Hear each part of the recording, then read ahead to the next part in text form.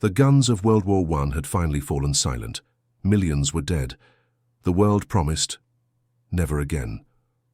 But from the ashes of peace, something darker began to grow. A storm was coming. No one could see how bad it would get. New leaders rose.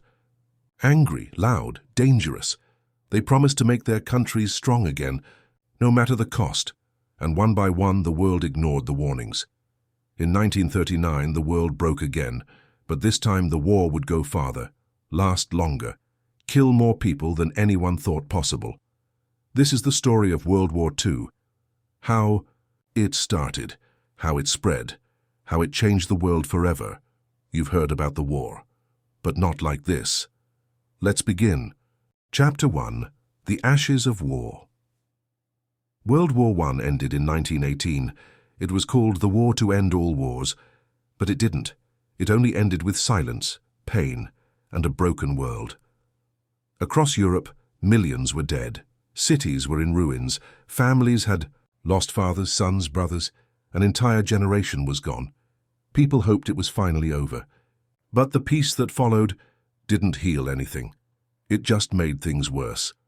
In 1919, leaders from the winning countries, Britain, France, and the United States, met in a grand palace near Paris. They wanted to make sure Germany would never start a war again. So they signed a document called the Treaty of Versailles. At first, it sounded like justice. Germany had lost the war. They had invaded other countries. So now they would have to pay. But the treaty didn't just punish Germany, it crushed it. Germany had to give up land, military power, and pride. Their army was limited to just 100,000 men, no tanks, no air force, no submarines. Their navy? Nearly gone. Worse, they had to accept full blame for the war and pay massive amounts of money in reparations to the victors. This wasn't just humiliation, it was national shame. And it left Germany wounded, angry, and desperate. While France celebrated and Britain relaxed, Germany sank into economic disaster. Their money became worthless. At one point, people carried baskets of cash just to buy bread. The German mark collapsed. Children played with banknotes like toys. Families starved. People lost faith in everything. Their leaders, their economy, their future. In the chaos, violence grew. Fights broke out in the streets. Far-left groups tried to start revolutions. Far-right groups promised order and revenge. And deep inside this broken nation, something dark was beginning to grow. But Germany wasn't the only country in trouble. Italy had joined the winning side in World War I. But they didn't get the land they were promised. Many Italians felt betrayed, angry. A young man named Benito Mussolini took advantage of that anger. He formed a group of violent nationalists who wore black shirts and beat up anyone who disagreed. They marched in the streets and shouted for power. By 1922, Mussolini was in charge. He called himself Il Duce, the leader. He turned Italy into a fascist state. One-party rule, no freedom of speech, no free press, just loyalty, violence, and pride in the nation. In Russia, things were even more chaotic. In 1917, the Russian Revolution had thrown out the royal family. The Tsar was gone. The communists had taken over. A brutal civil war followed. Out of the smoke and blood, a new country was born, the Soviet Union, and at its head, a man named Joseph Stalin. Cold, ruthless, and paranoid, the world was changing fast. Democracies were weak. Dictators were rising. The peace after World War I wasn't really peace, it was just a pause. In Asia, Japan had been growing stronger. They had modernized their economy and built up their military. But they wanted more land, more power, more respect. In 1931, Japan invaded Manchuria, a region in China rich in resources. The League of Nations, the international group meant to keep peace, told them to stop. Japan ignored them and left the League. No one stopped them. This was a test, and the world failed it. Back in Germany, the country was still broken. People were out of work. Factories were closed. Farmers couldn't sell crops. Veterans from the war felt forgotten and angry. Many Germans believed their country had been stabbed in the back, betrayed from within. They looked for someone to blame, That's when Adolf Hitler appeared. Hitler was an Austrian-born soldier who had fought in World War I. He was bitter about Germany's defeat. He hated the Treaty of Versailles, and he believed Germany could be strong again, if it got rid of the people he blamed: communists, liberals, and especially Jews. In 1920, Hitler joined a small political group called the German Workers' Party. He quickly took control, changed its name to the Nazi Party, and gave it a symbol, the swastika. He was a powerful speaker. He used radio, posters, marches, and fear. He promised jobs, he promised revenge, he promised glory. Many people ignored him at first. In 1923, he tried to take over the government in a failed coup called the Beer Hall. First, he was arrested. While in prison, he wrote a book called Mein Kampf, My Struggle. In it, he laid out his plans: destroy the Treaty of Versailles, rebuild the military, expand German land, and remove Jews from German society. At the time, no one took the book seriously. They should have. In 1929, the Great Depression hit the world. The US stock market crashed, banks failed, businesses closed, millions lost their jobs. The depression spread everywhere. Germany, already weak, collapsed again. People turned to extreme solutions. They didn't trust democracy anymore. They wanted someone, anyone, who promised to fix things. That someone was Hitler. By 1932, the Nazis were the largest party in Germany's parliament. In 1933, Hitler was appointed chancellor. He was supposed to be just a politician, but within months he took full control. He banned other parties, burned books, silenced the press, sent enemies to prison camps, and set fire to the German parliament, building the Reichstag, so he could pass emergency laws that gave him absolute power. Germany was now a dictatorship. He called it the Third Reich, the third great empire of German history. He told the people they were the master race, and that Jews were enemies within. He passed laws to strip Jews of rights. Jewish businesses were boycotted. Jewish teachers were fired. Jewish children were bullied in schools. And across Germany, fear grew. But while Hitler tightened his grip at home, he was also getting ready for something much bigger. In 1935, he brought back military conscription. He was rebuilding the army, the air force, and the navy, openly breaking the Treaty of Versailles. No one stopped him.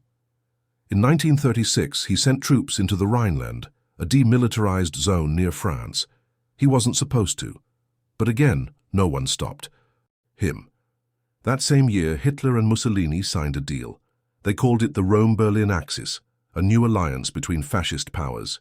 Later, Japan would join them, forming what became known as the Axis powers. Germany was growing bold, and the rest of Europe was afraid. France and Britain remembered the horrors of World War I. They didn't want another war, so they followed a policy called appeasement, giving in to Hitler's demands in hopes he would stop. He didn't. In 1938, Hitler turned his eyes toward Austria, the country of his birth. He claimed that Austrians were really Germans, that they wanted to join the Reich. So without firing a single shot, Germany annexed Austria. It was called the Anschluss. And once again, no one stopped him. Next, Hitler wanted Czechoslovakia, specifically the Sudetenland, a region with many German speakers. He said Germany had the right to protect them. In September 1938, Britain's Prime Minister Neville Chamberlain flew to Germany. He met with Hitler. They made a deal. Germany could have the Sudetenland, but nothing more. Chamberlain returned to London and waved a piece of paper. "Peace for our time," he said. But within months, Hitler broke the promise. In March 1939, German tanks rolled into the rest of Czechoslovakia. There was no defense. The country was swallowed up. Europe had run out of excuses and time. Then, Hitler made one more move. He looked east to Poland. Germany had lost land there after World War I, especially a strip called the Polish Corridor, which separated mainland Germany from the city of Danzig. Hitler wanted it back. But this time Britain and France had drawn a line. They promised to defend Poland. If Germany invaded, they would go to war. Hitler didn't care, but he needed to make sure the Soviet Union wouldn't interfere. So in August 1939, something shocking happened. Germany and the Soviet Union signed a non-aggression pact. The world couldn't believe it. Nazis and communists were sworn enemies, but now they had made a secret deal. Hitler and Stalin would split Poland between them. With that, the final peace was in place. On September 1st, 1939, at dawn, Germany invaded Poland. Tanks, planes, and soldiers stormed across the border in a lightning-fast attack called Blitzkrieg, lightning war. Polish cities were bombed. Roads were destroyed. Civilians fled in terror. 2 days later, Britain and France declared war on Germany. World War II had begun. It didn't come out of nowhere. It had been building for years, in broken promises, in crushed economies, in angry speeches, in silence from the world when evil rose again. The ashes of World War I never really cooled. They smoldered beneath the surface. And when the flames returned, they burned hotter than ever before, and now the world would pay the price. Chapter 2. Rise of the Dictators. The world was spiraling. The First World War had left countries weak, bitter, and broken. As the dust of one war settled, the storm of another began to form. This time, it wouldn't just be guns and tanks. It would be ideas. Big, dangerous ideas that took hold of nations and turned leaders into dictators. In Germany, Hitler had just invaded Poland. War had officially begun, but how did a failed artist with a prison record rise to become one of the most feared men in history? It began with fear and promises. The Treaty of Versailles didn't just punish Germany, it humiliated it. And Hitler used that anger like fuel. He didn't just promise food or jobs, he promised greatness. He spoke to the wounds Germany never healed. His voice was loud. His marches were grand. His rallies lit up the skies. And for many Germans, tired of shame and struggle, Hitler didn't sound dangerous. He sounded like hope. He gave people someone to blame. The treaty, the politicians, and the Jews. It wasn't just politics, it was identity.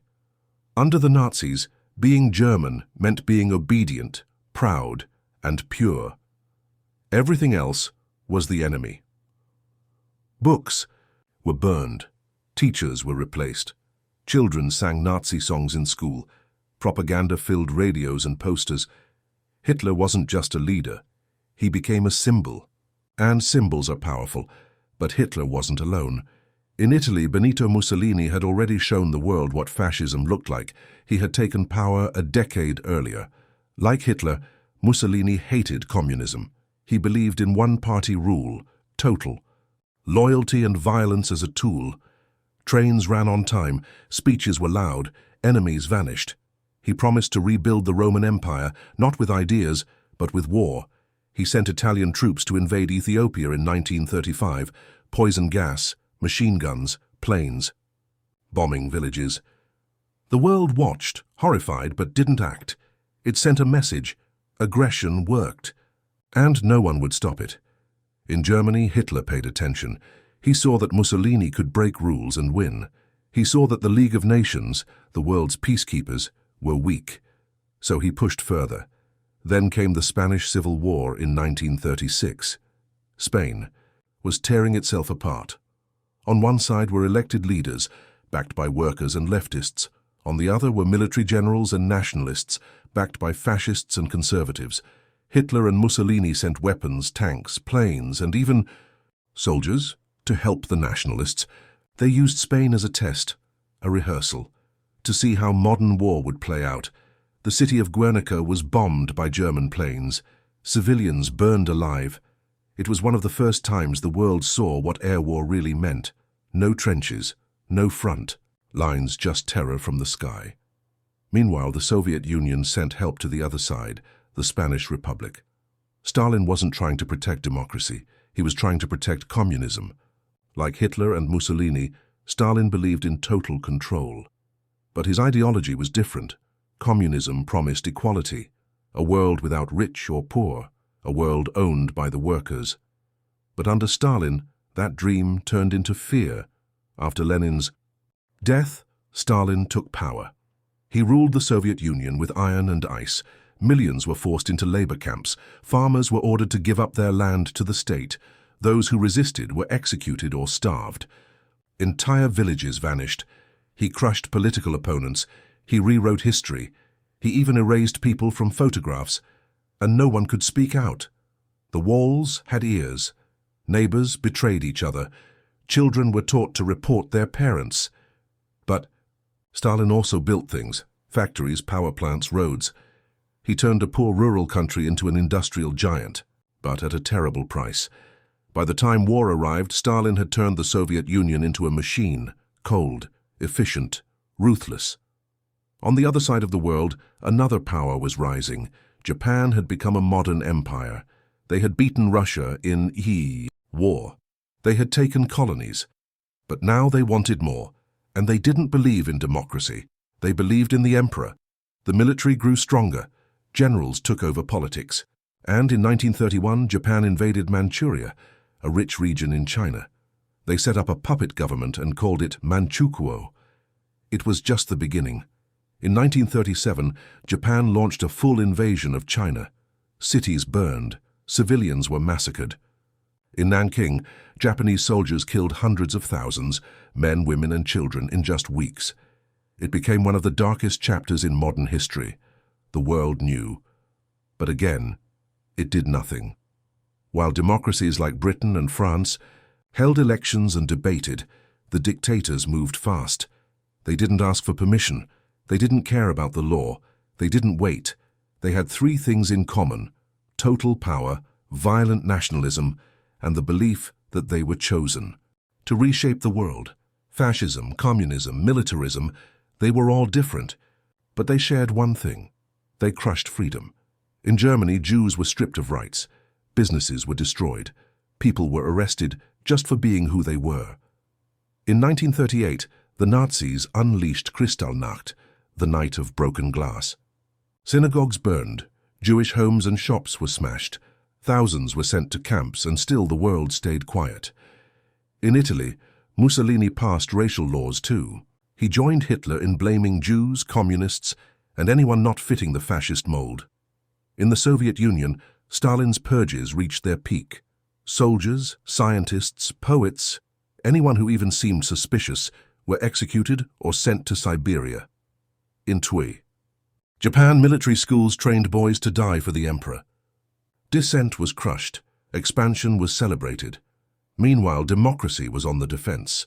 In Britain and France, people feared another war. They remembered the trenches, the gas, the millions dead. They believed peace could be saved, if they just gave in a little more. But while democracies debated and delayed, the dictators moved. Hitler marched into Austria, then Czechoslovakia, then Poland. Mussolini conquered Ethiopia. Stalin invaded parts of Eastern Europe.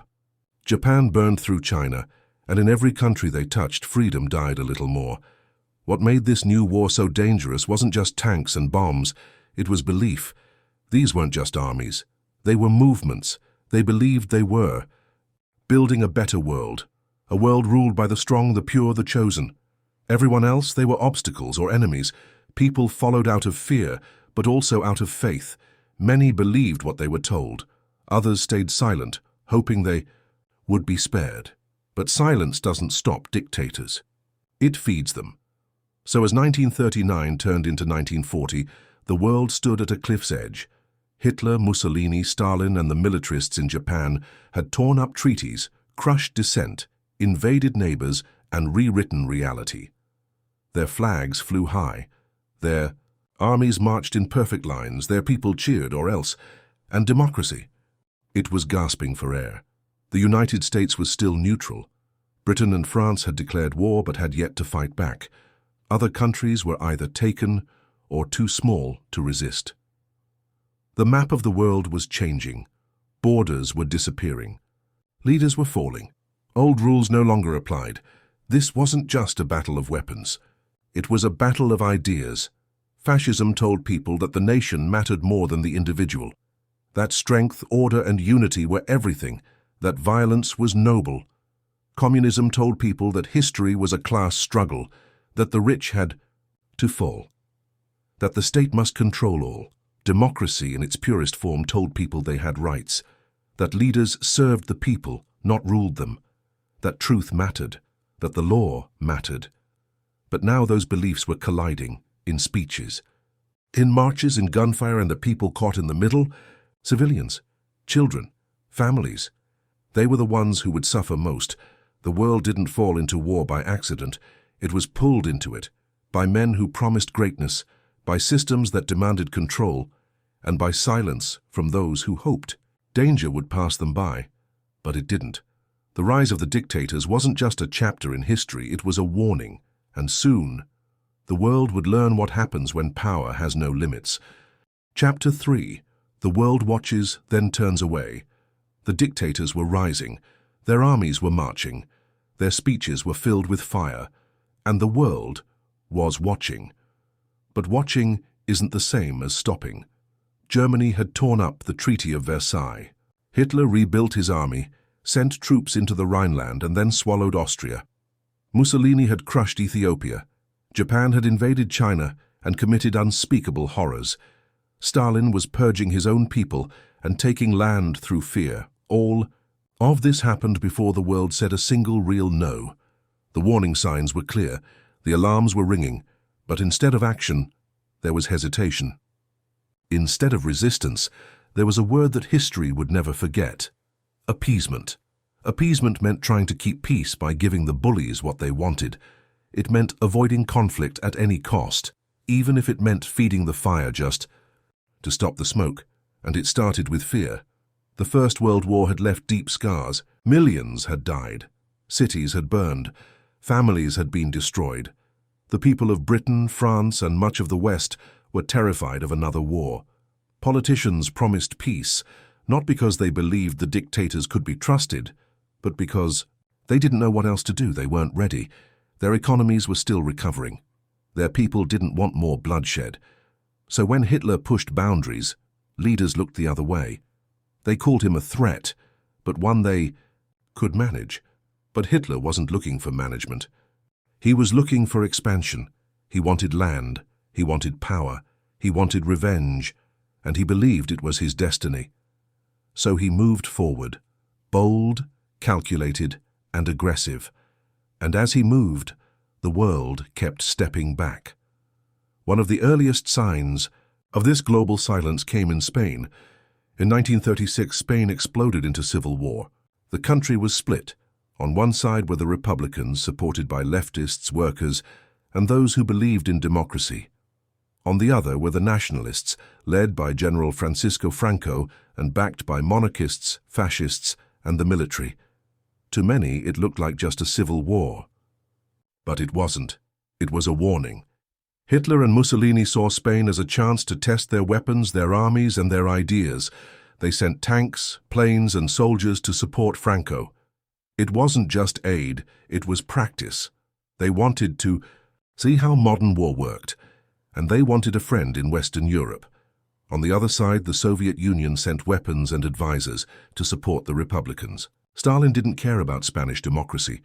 He cared about stopping fascism and protecting his influence. Volunteers from around the world joined the fight. Teachers, poets, factory workers, they believed they were fighting to stop fascism. Before it spread, they were right, but they were too few. The world's major democracies, Britain, France, and the United States, refused to get involved. They stayed neutral, even as bombs fell on civilians, even as fascist planes burned cities. One of those cities was Guernica. In 1937, the town of Guernica in northern Spain was bombed by the German Luftwaffe. It wasn't a military base. It wasn't a battlefield. It was a market town. The attack was brutal. People running through the streets, mothers holding children, bodies in flames. It was one of the first times civilians became the main target of an air raid. It shocked the world, but still no action followed. The Spanish Civil War ended in 1939 with a nationalist victory. Franco took power and stayed there for decades. Spain became another dictatorship, and for Hitler and Mussolini, it was proof. The world would not stop them, so they went further. In 1938, Hitler turned his eyes toward Czechoslovakia, specifically a region called the Sudetenland. It was home to many ethnic Germans. Hitler claimed they were being mistreated. It was a lie, but one he repeated loudly. He demanded that Germany be allowed to take the Sudetenland. Czechoslovakia refused. They were ready to fight, but Britain and France weren't. British Prime Minister Neville Chamberlain flew to Germany to meet Hitler. He believed he could reason with him. He believed war could be avoided. So at the Munich conference in September 1938, Britain and France agreed to let Hitler take the Sudetenland without asking the Czechs. Chamberlain returned to London waving a piece of paper. "Peace for our time," he said, but it wasn't peace, it was surrender. Hitler had taken land without firing a shot. He had learned that threats worked better than bullets, and within 6 months, he broke his promise and took the rest of Czechoslovakia. Appeasement had failed, but even now the world still hesitated. They hoped Hitler would stop, that maybe this was all he wanted, that maybe the danger had passed, but Hitler didn't want just land. He wanted control. He wanted to reshape Europe. And in August 1939, he made his boldest move yet. He signed a secret pact with Stalin, the Nazi-Soviet pact. The world was shocked. Two bitter enemies, one fascist, one communist, now standing side by side. But the deal had a dark condition. They would divide Poland. Germany would take the West, the Soviets the East. A week later, on September 1st, 1939, Germany invaded Poland, Blitzkrieg. Lightning war, tanks rolled in fast, planes screamed overhead. Poland was hit from all sides, cities were bombed, roads were blocked, soldiers were overwhelmed, and this time the world could no longer look away. Britain and France declared war on Germany. Finally, the line had been crossed, but it was too late to save Poland. Stalin invaded from the east just days later. Poland was carved up like a prize, and within weeks the country was gone. The world had waited too long. Appeasement hadn't brought peace. It had bought time for the dictators to grow stronger and for millions to be put in danger. Why didn't the world act sooner? Fear was part of it. The trauma of the First World War ran deep. People didn't want to believe it was happening again. Politicians were scared of public backlash. They feared economic collapse. They feared communism more than fascism. And, deep down, some believed Hitler was fixing problems in Eastern Europe that weren't their concern. But with every delay, the cost grew higher. By the time war officially began, Hitler had taken Austria, Czechoslovakia, and Poland. Mussolini had carved out his empire. Japan had captured huge parts of China. Stalin had seized land in Eastern Europe and murdered millions of his own, and now the world was on fire again. The dictators had gambled and won. They counted on the world's fear, its hesitation, its hope that this nightmare would simply go away. They were right, but that window was now closing. The next chapter wouldn't be silence, it would be war. Chapter 4. The Invasion of Poland. War begins. The invasion had begun. On September 1st, 1939, at dawn, the German army rolled across the border into Poland. It was a day that changed the world forever. This was not just another border dispute or a clash between neighbors. This was the start of a war unlike any the world had ever seen. Germany's attack on Poland was swift, brutal, and shocking. The German military, using a new strategy called Blitzkrieg, which means lightning war, struck with overwhelming speed and force. Tanks and motorized infantry moved in waves. Planes dropped bombs on key targets. Soldiers advanced quickly, cutting through Polish defenses before they could react. It was a war of movement, not trenches and waiting. For Poland, it was a nightmare. Polish soldiers fought bravely, but were no match for the speed and coordination of the German attack. Cities like Warsaw, the capital, were surrounded and bombarded. Communication lines were destroyed. Roads and railways were blocked. Polish forces found themselves trapped and outnumbered. What made this attack even more devastating was what happened just over 2 weeks later. On September 17th, the Soviet Union invaded Poland from the east. Under a secret deal with Germany, the Soviet army crossed the border and advanced quickly, trapping the Polish forces between two massive armies. Poland was caught in the middle and soon overwhelmed. Within weeks, the country was divided and occupied. by Germany and the Soviet Union. This invasion marked the end of Poland as an independent nation for many years. It was a brutal blow to its people and a clear sign that the world was entering a terrible new era. But while Germany and the Soviet Union crushed Poland, the rest of the world was watching closely. Britain and France had promised to protect Poland. When the invasion began, they kept their word. They declared war on Germany on September 3, 1939. It was a historic moment. For the first time in nearly 2 decades, Europe was at war again. But despite the declarations, Britain and France were not yet ready to fight. Their armies were small and poorly prepared after years of peace. Their governments hoped for a quick end to the conflict, but they knew it wouldn't be easy. Across the Atlantic, the United States watched carefully but remained neutral. Many Americans wanted to stay out of Europe's problems. The memories of the First World War were still fresh, and isolationism was strong. The world had entered a new war, but it had only just begun. Back in Poland, the German strategy was showing its power. Blitzkrieg was unlike anything soldiers had faced before.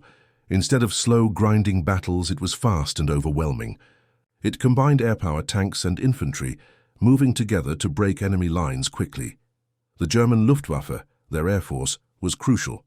They targeted airports, communication centers, and bridges, destroying key points before ground. Troops even arrived.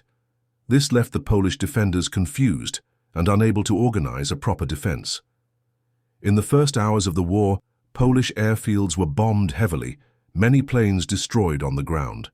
Tanks and motorized units raced forward, cutting supply lines and encircling Polish troops. In many places, the Polish army fought bravely against the odds. They used old tactics and weapons, but the enemy's speed and firepower were overwhelming. Despite their courage, they could not stop the German advance. Warsaw, the capital city, was surrounded and under constant attack. The people suffered through heavy bombings and artillery fire. Civilians, women and children were caught in the middle. Many fled to the countryside or hid in basements and shelters. The siege of Warsaw lasted for weeks, but the city never surrendered easily. Polish resistance was fierce. Soldiers, civilians and volunteers joined the fight. Radio stations broadcast messages to keep hope alive. People shared food and cared for the wounded, but the odds were against them. The Soviet invasion from the east sealed Poland's fate. The Red Army moved quickly, occupying cities and towns. They arrested and deported thousands of Polish citizens, especially intellectuals, military officers and leaders who could oppose Soviet control. The world was shocked. The alliance between 2 totalitarian powers, Nazi Germany and the Soviet Union, was brutal and terrifying. While Poland was being crushed, Britain and France prepared for war. Their response, however, was slow. The period that followed would be known as the Phony War or Blitzkrieg. For months there was little fighting on the Western Front. British and French troops mobilized and waited behind the Maginot Line, a series of fortifications along the French-German border. But they did not launch major attacks. This pause frustrated many soldiers and civilians who wanted action. Meanwhile, Hitler's Germany used this time to strengthen its military and plan the next moves. In the air, the German Luftwaffe continued its rapid expansion. They were preparing to dominate the skies over Europe. In the seas, the German Navy began using new weapons like U-boats, submarines designed to attack Allied ships silently and suddenly. The stage was set for a wider conflict. But the invasion of Poland was just the beginning. The world had been warned. The old hopes that war could be avoided were gone. The reality was clear. Europe was at war, and it would be a war unlike any before. Hitler's Blitzkrieg had shown the power of speed and surprise. It had crushed Poland in weeks and stunned the world, but the cost was already clear. Millions of Poles were displaced, killed, or imprisoned. Cities were destroyed, families were torn apart, and in the background, darker plans were being made. Nazis were beginning to show their true face, one of cruelty and hate. Soon, Poland's Jewish population would be targeted in a terrible campaign of terror that would become the Holocaust. The invasion also revealed the weaknesses of Britain and France. Their armies were unprepared, Their strategies were outdated. Their hope for a quick end was wishful thinking. But they had no choice. War was here, the battle lines were drawn. The world was watching, and it would never be the same again. Chapter 5. The Fall of France. After the invasion of Poland, the world waited. For months, a strange quiet settled over Western Europe. This time was called the Phony War. Britain and France declared war on Germany, but there was little fighting on their borders. Both sides prepared, watched and waited. But in the spring of 1940, everything changed, fast and shocking. On May 10, 1940, Germany launched a massive attack that would shake Europe to its core. The German army didn't repeat the slow, grinding battles of World War I. Instead, they used Blitzkrieg, the lightning war strategy, again, but this time on a much larger scale.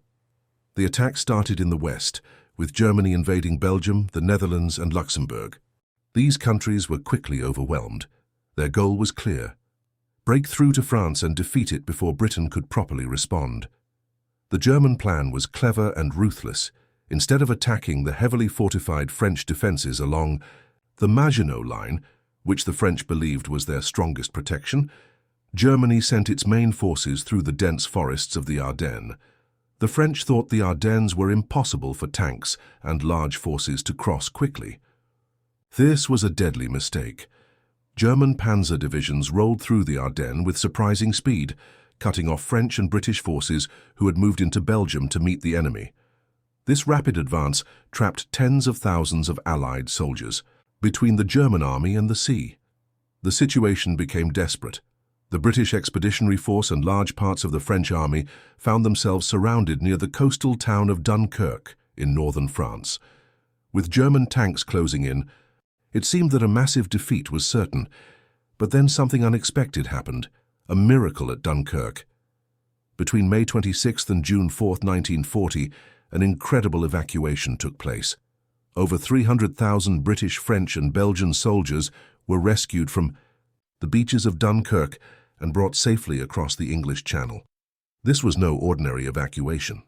It involved a huge fleet of ships, from Navy destroyers to fishing boats, pleasure yachts and even small civilian craft. Civilians in Britain answered the call, risking their lives to cross dangerous waters under constant attack from German planes and submarines. The evacuation, called Operation Dynamo, saved a huge number of troops who would later help continue the fight. But while Dunkirk was a story of hope, the overall situation was grim. France was falling. German forces broke through French defences with incredible speed, pushing south. Paris, the capital, was left undefended as the French government fled. By June 14, 1940, German troops marched into Paris without a fight. The French government soon surrendered, signing an armistice on June 22nd. France was divided. The northern and western parts were occupied by Germany. In the south, her new regime called Vichy France was set up, officially neutral, but collaborating with the Nazis. The fall of France shocked the world. In just 6 weeks, one of Europe's strongest countries had been defeated. It was a stunning victory for Hitler and a terrible blow to the Allies. Britain now stood alone against Nazi Germany. Winston Churchill had become Britain's Prime Minister just days before the German invasion began. He gave powerful speeches, promising to fight on no matter the cost. Blood, toil, tears and sweat, he said, preparing the British people for the hard road ahead. The fall of France showed how powerful and dangerous Hitler's Germany had become. His armies had used speed, surprise and bold tactics to crush enemies quickly, but it also exposed weaknesses. Germany had stretched its supply lines thin and left some areas lightly defended. Britain's navy still controlled the seas, preventing a full German invasion of the British Isles. Despite the losses, hope remained. The Dunkirk evacuation saved hundreds of thousands of soldiers who would continue the fight. Britain's resolve hardened. The next chapter of the war was about to begin. Hitler now looked to the skies and seas, planning to break Britain's defences before launching a full invasion. The Battle of Britain was coming. But the story of 1940 was a reminder.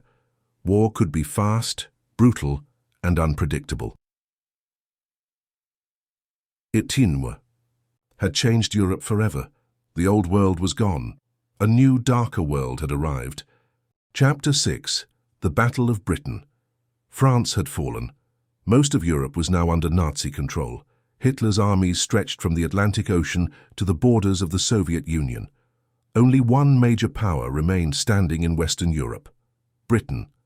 Hitler believed Britain would make peace now. He thought the British would see reason, surrender, and avoid more bloodshed. But he was wrong. Britain, led by Winston Churchill, refused to back down.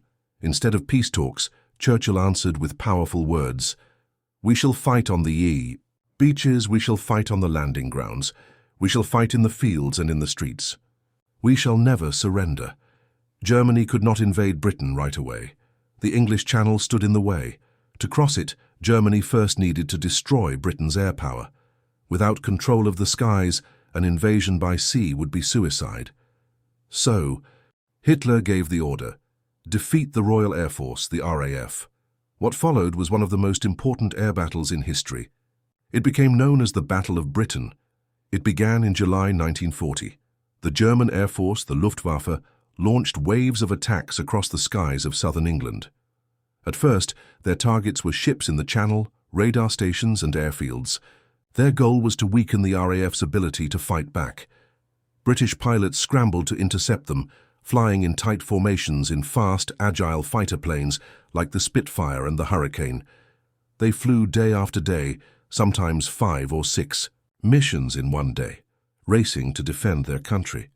The Luftwaffe had more planes and more pilots. On paper, they were stronger, but the British had key advantages. They were fighting over their own land, which meant if a British pilot was shot down and survived, he could return to base and fly again. German pilots who went down were captured. Britain also had radar, a new technology at the time. Radar stations could detect incoming German aircraft before they arrived. This gave the RAF time to prepare and respond. The fighting in the skies was intense. Dogfights, close air battles between planes, filled the air with smoke and fire. The sky became a deadly arena where young men fought, maneuvered, and died in seconds. Many of the RAF pilots were in their late teens or early 20s. They were called the few because they were so outnumbered, but their courage turned the tide of the war. In August, the Luftwaffe began bombing airfields more heavily. The RAF was pushed to its limits. Planes were damaged faster than they could be. Repaired, some air bases were nearly destroyed. Morale dropped, and victory looked uncertain. Then Hitler made a mistake. After a British bombing raid on Berlin, Hitler was furious. He ordered the Luftwaffe to change targets. Instead of focusing on the RAF, they would bomb British cities, especially London. This was the beginning of what became known as the Blitz. On September 7, 1940, German bombers attacked London. Explosions lit up the sky.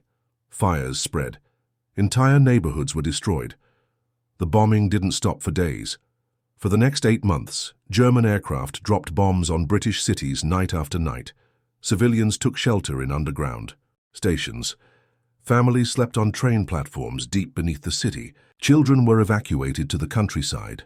Fire brigades worked endlessly to put out flames. People dug through rubble looking for survivors. The sound of air raid sirens became part of daily life. But through all of this, the RAF was able to recover. With the Luftwaffe no longer focused on their airfields, they repaired runways, trained new pilots, and replaced damaged aircraft. Slowly, the RAF regained strength. By mid-September, the tide had turned. On September 15th, a massive German attack was launched, but the RAF fought back with everything they had. German bombers were shot down in large numbers. The invasion was postponed. Hitler realized that the Luftwaffe had failed to gain air superiority. Operation Sea Lion, the planned invasion of Britain, was quietly cancelled.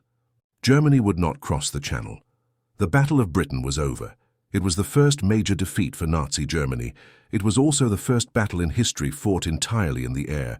But most importantly, it was a turning point.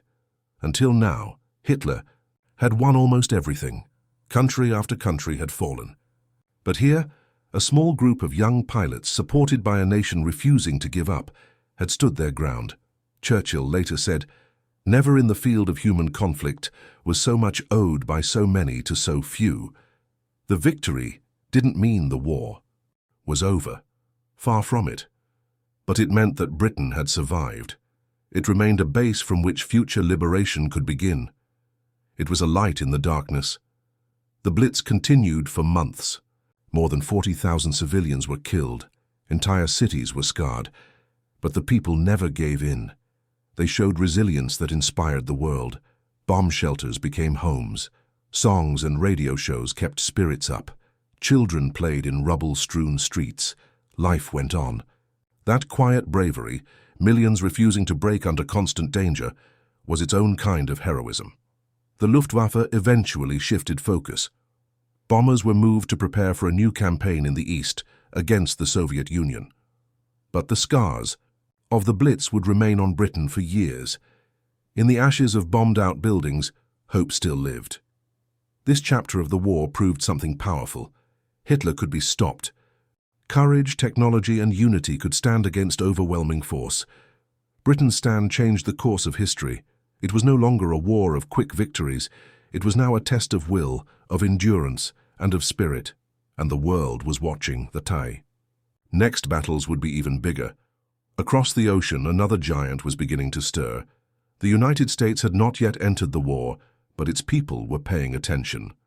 Soon, the war would spread even farther, from Europe to Africa, from the skies to the oceans, and eventually across the world. But for now, the smoke over London began to clear. The sound of planes gave way to silence. The RAF stood tall, battered, but unbeaten. The invasion never came. Britain had survived, and that survival would give hope to all those still under Nazi rule, that freedom could still win. Chapter 7. The War in the Shadows. While armies clashed across continents and planes roared above cities, another kind of war was being fought in silence. It didn't have uniforms or flags. It didn't follow front lines or rules. It was fought in alleyways, in forests, in secret rooms lit by candlelight. It was a war of whispers, of coded messages, of quiet bravery. This was the war in the shadows. After Nazi Germany conquered much of Europe, many believed the fight was over. Hitler's control seemed absolute. His forces ruled with fear, rounding up anyone who resisted, silencing voices, and stamping out rebellion. But beneath the surface, a different kind of resistance was growing. Not with tanks or guns, but with courage, with sabotage, with secrets.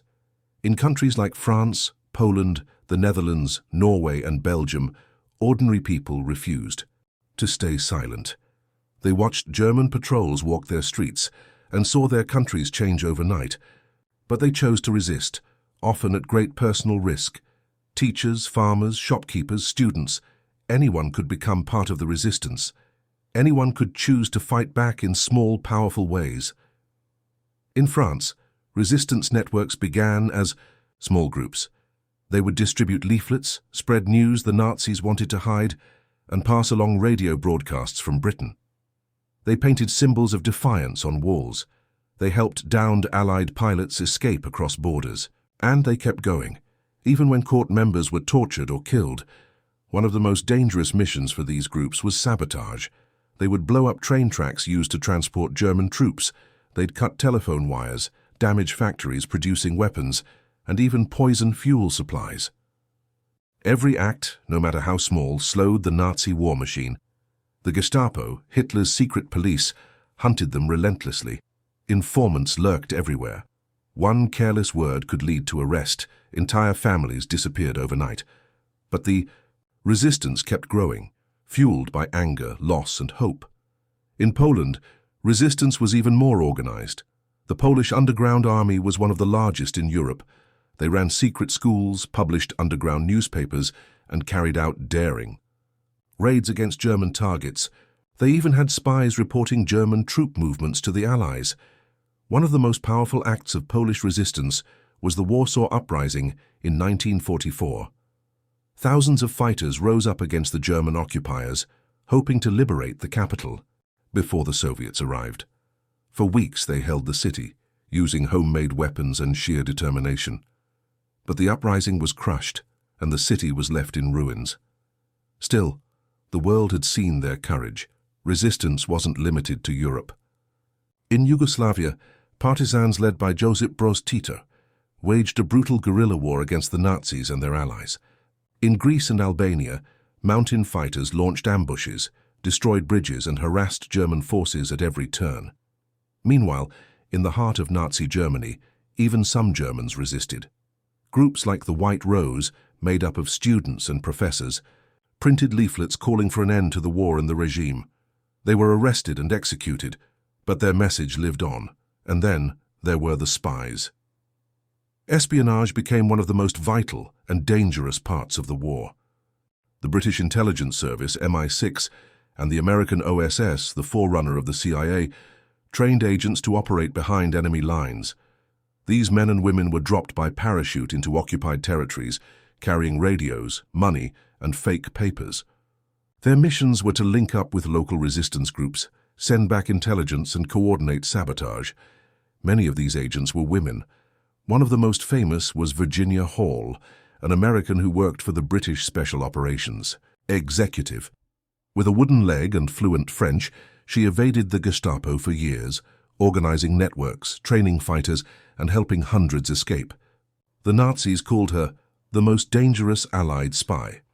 Another was Noor Inayat Khan, a British Indian wireless operator who was captured in France. Even under torture, she gave up nothing.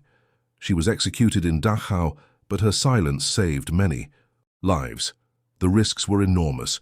Radio transmissions had to be short and fast or they'd be tracked. Safe houses were constantly at risk of betrayal. If captured, agents were often tortured and killed. But their work gave the Allies eyes and ears deep inside enemy territory. In Britain, the codebreakers at Bletchley Park worked in secret to crack German codes. The most famous was Enigma, a machine used by the Germans to send encrypted messages.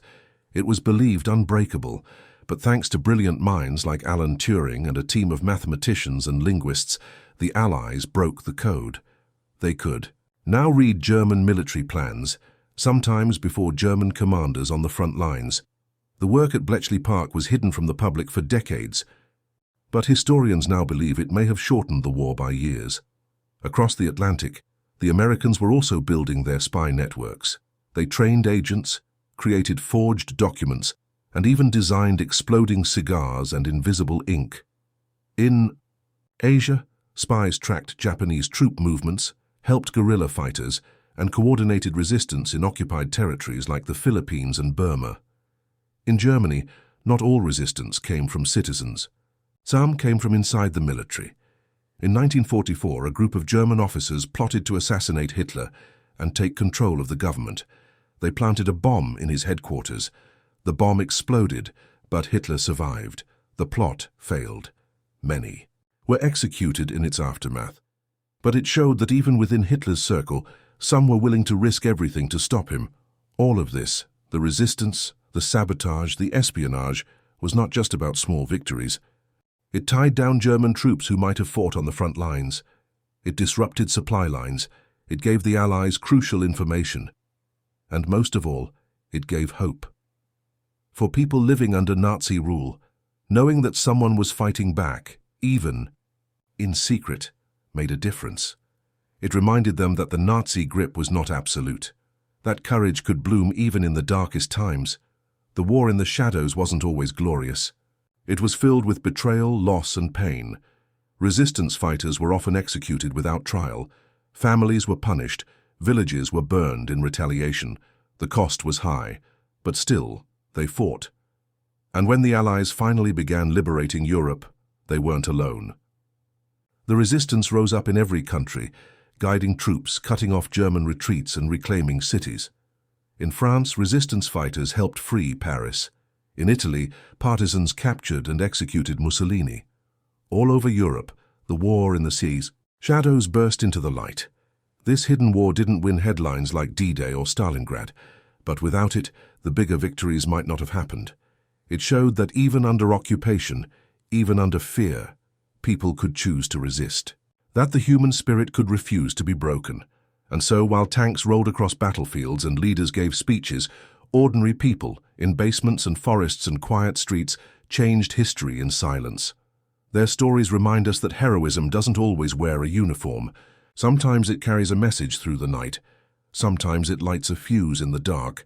Sometimes it simply refuses to bow. The war in the shadows was fought not just with weapons, but with willpower. It was fought with secrecy, silence, and incredible strength.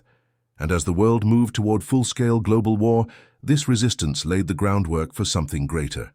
The light of liberation was still far away, but its first flickers came from the shadows. Chapter 8. North Africa, War in the Desert. As Europe burned and resistance fighters worked in silence, a different kind of war erupted far from the cities and forests. This one wasn't fought in muddy trenches or shattered buildings. It was fought in sand. Endless, dry, golden sand. In a vast desert where heat could melt steel and survival was as tough as battle itself. This was North Africa, and here the war became a deadly game of strategy, speed, and supply. The Desert War began as an extension of European conflict. Italy, under Mussolini, had long dreamed of creating a new Roman Empire. North Africa, especially Libya, was key to that dream. In 1940, Mussolini's forces launched an invasion from Libya into Egypt, which was controlled by the British.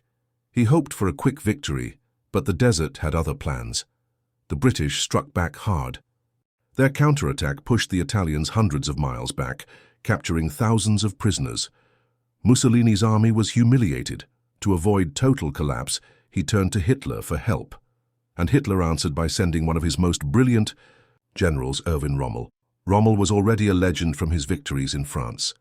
Now in Africa, he would earn a new title, the Desert Fox. Rommel arrived in early 1941 with a small but highly mobile force called the Afrika Korps.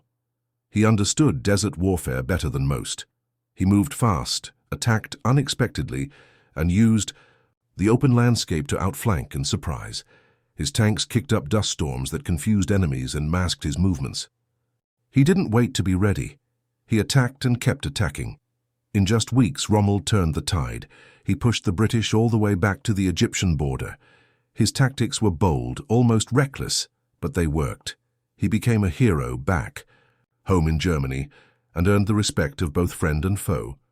But this wasn't just a duel between armies. It was a battle of logistics. Every bullet, every drop of fuel had to cross vast distances. Supply lines stretched thin across desert roads and open sea. British forces controlled the Mediterranean and made it hard for Rommel to get what he needed. His tanks were deadly, but often they ran low on fuel before reaching the fight. Still, Rommel kept going. The British, meanwhile, were not done. In Cairo and Alexandria, commanders regrouped. Reinforcements arrived from across the empire. Australians, Indians, New Zealanders, South Africans. Together, they made up the British Eighth Army, and soon they would get a new leader. General Bernard Montgomery. Montgomery was everything Rommel wasn't. Cautious, methodical, and focused on preparation. Where Rommel gambled, Montgomery planned. He understood the value of patience, and he knew that to beat Rommel, he'd need overwhelming force and full control of supplies. The two men would clash in one of the most important desert battles of the entire war, El Alamein. By mid-1942, Rommel had pushed deep into Egypt. His forces were dangerously close to the Suez Canal, a lifeline of the British Empire. If the Axis took the canal, it would cut Britain off from its colonies in Asia and the Middle East. Oil, troops, and supplies would be trapped. But Montgomery had fortified El Alamein, a narrow stretch of land between the sea and the Qattara Depression. A massive area of impassable terrain. Rommel couldn't go around. He had to go through. Montgomery waited until he was ready, until he had more tanks, more guns, and enough supplies to last weeks. Then, in October 1942, he launched a massive attack. The battle was brutal. Artillery roared through the night. Tanks clashed in blinding sandstorms. The ground shook. Rommel's troops fought back fiercely, but they were low on everything, especially fuel. The Desert Fox couldn't outmaneuver Montgomery this time. After weeks of grinding battle, Rommel's forces were forced to retreat. For the first time, the Afrika Korps had been stopped and pushed back. British Prime Minister Winston Churchill saw the victory as a turning point. He famously said, "This is not the end. It is not even the beginning of the end, but it is perhaps the end of the beginning." While Rommel pulled back westward, another Allied force prepared to strike from a different angle. In November 1942, British and American troops landed in Morocco and Algeria, French territories under German influence. The operation was called Torch. These landings opened a second front in North Africa. Rommel now faced Allied forces on both sides, Montgomery's army coming from the east and fresh American and British troops from the west. At first, the Americans were inexperienced. In their first major battle, the Kasserine Pass, they suffered heavy losses. Rommel, even with fewer men and supplies, managed to punch through their lines, but the Americans learned quickly. They regrouped, improved their tactics, and gained strength. By early 1943, the Axis was trapped in Tunisia. Rommel's forces were low on everything: fuel, ammunition, food. The Allies kept pushing, tightening the noose. Air power dominated the skies. The desert became a graveyard of burnt-out tanks and twisted metal. Rommel was eventually recalled to Germany. Without him, the Afrika Korps couldn't hold. In May 1943, over 250,000 Axis troops surrendered in Tunisia. North Africa was in Allied hands. The Desert Campaign had lasted nearly 3 years. It stretched across thousands of miles and involved soldiers from more than a dozen nations. It was a war of endurance, of supply, of nerves, and it changed the course of the war. From North Africa, the Allies would launch their next great offensive into southern Europe. But the Desert War did more than open a path. It gave the Allies their first real land victory against the Nazis.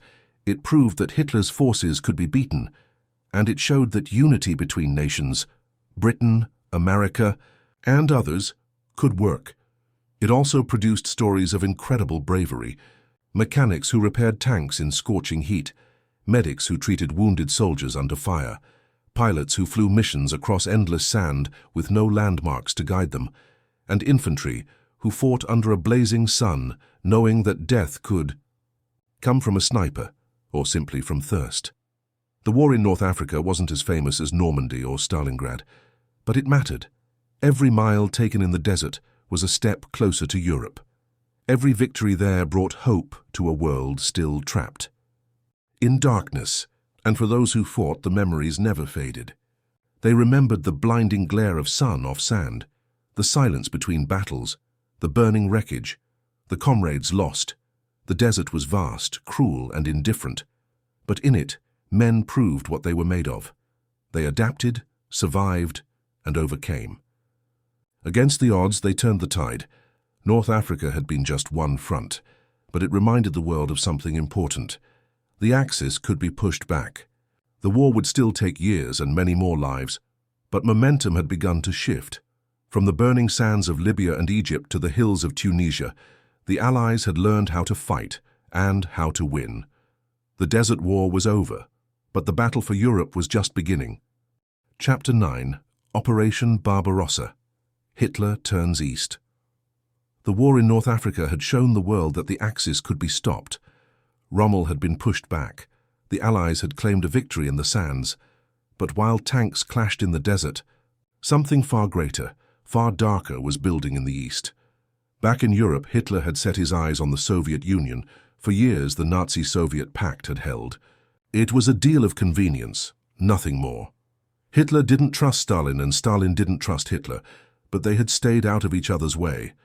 That uneasy peace had allowed Hitler to conquer much of Western Europe without worrying about the East. But Hitler never intended to keep that deal. To him, the Soviet Union was the ultimate prize, a land of vast resources, fertile soil, and oil fields. But more than that, it was an ideological enemy. He hated communism. He saw Slavs as inferior, and he believed it was Germany's destiny to rule the East, to expand its territory, what he called Lebensraum, or living space.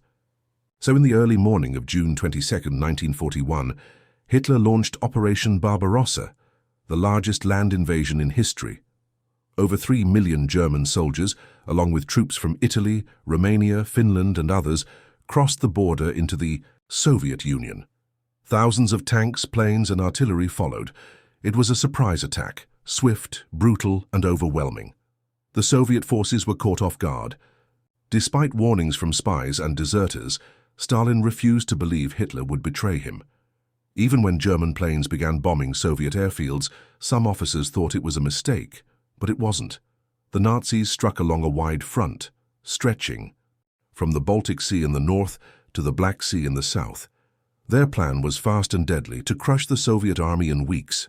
Cities like Leningrad, Moscow, and Kiev were targets. The Blitzkrieg that had brought down Poland and France was now unleashed on Russia. In the first few weeks, the German advance was unstoppable. Soviet air forces were destroyed on the ground. Entire Red Army divisions were surrounded. Hundreds of thousands of Soviet troops were captured. Civilians fled as flames and fear followed the invaders. The Germans believed the war would be over by winter. Hitler told his generals that the Soviet Union would collapse like a house of cards, and for a while it looked like he was right. But the Soviet Union was not Poland. It was not France. It was massive, with deep reserves of manpower and industry. And its people had seen war and hunger before. They would not fall easily. As German troops advanced, they also unleashed terror. The invasion wasn't just military. It was ideological. Behind the front lines, special Nazi units called Einsatzgruppen followed. Their mission was to kill Jews, political leaders, intellectuals, anyone who might resist. In town after town, villages were wiped out. Men, women, and children were lined up and shot in fields and forests. These were the first steps of the Holocaust in the East, but the Soviet people resisted, sometimes with rifles, sometimes with nothing more than their bare hands. In Leningrad, the Germans surrounded the city, trying to starve it into surrender.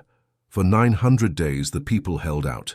They ate anything they could find: rats, glue, even wallpaper paste. But they did not give in.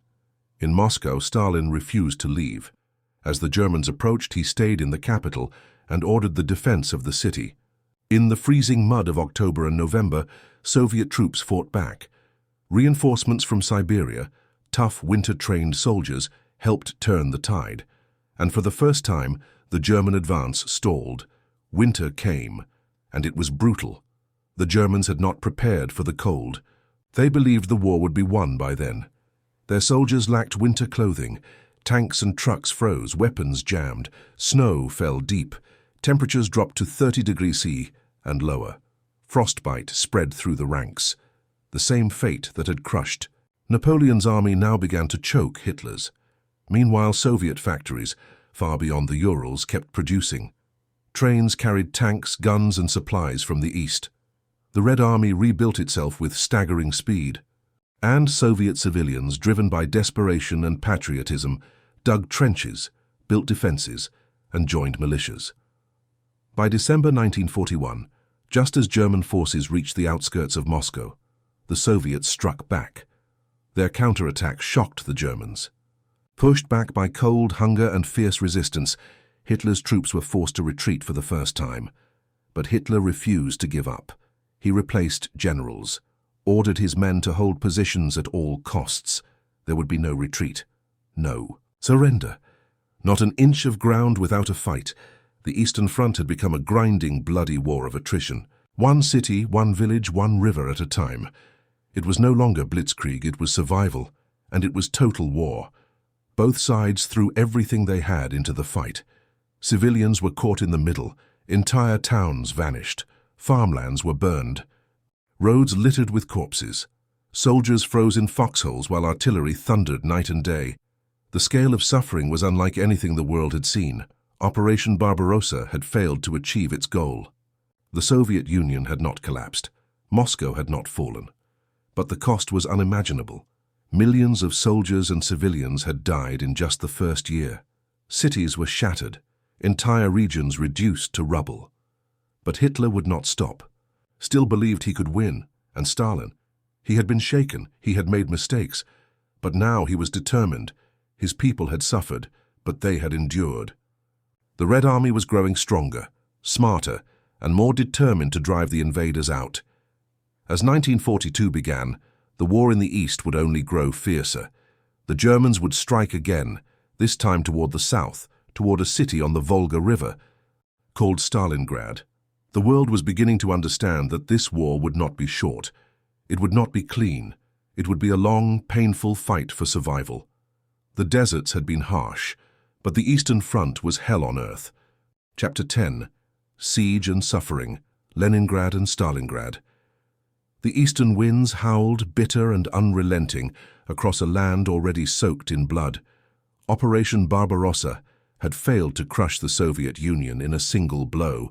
Hitler's army, once so confident, had met the deep winter and Soviet resistance. But the war in the East was far from over. In 1942 it would grow colder, crueler and far more personal. The cities of Leningrad and Stalingrad, two names etched in the soul of the war, would become symbols of suffering and resistance. The first was already under siege.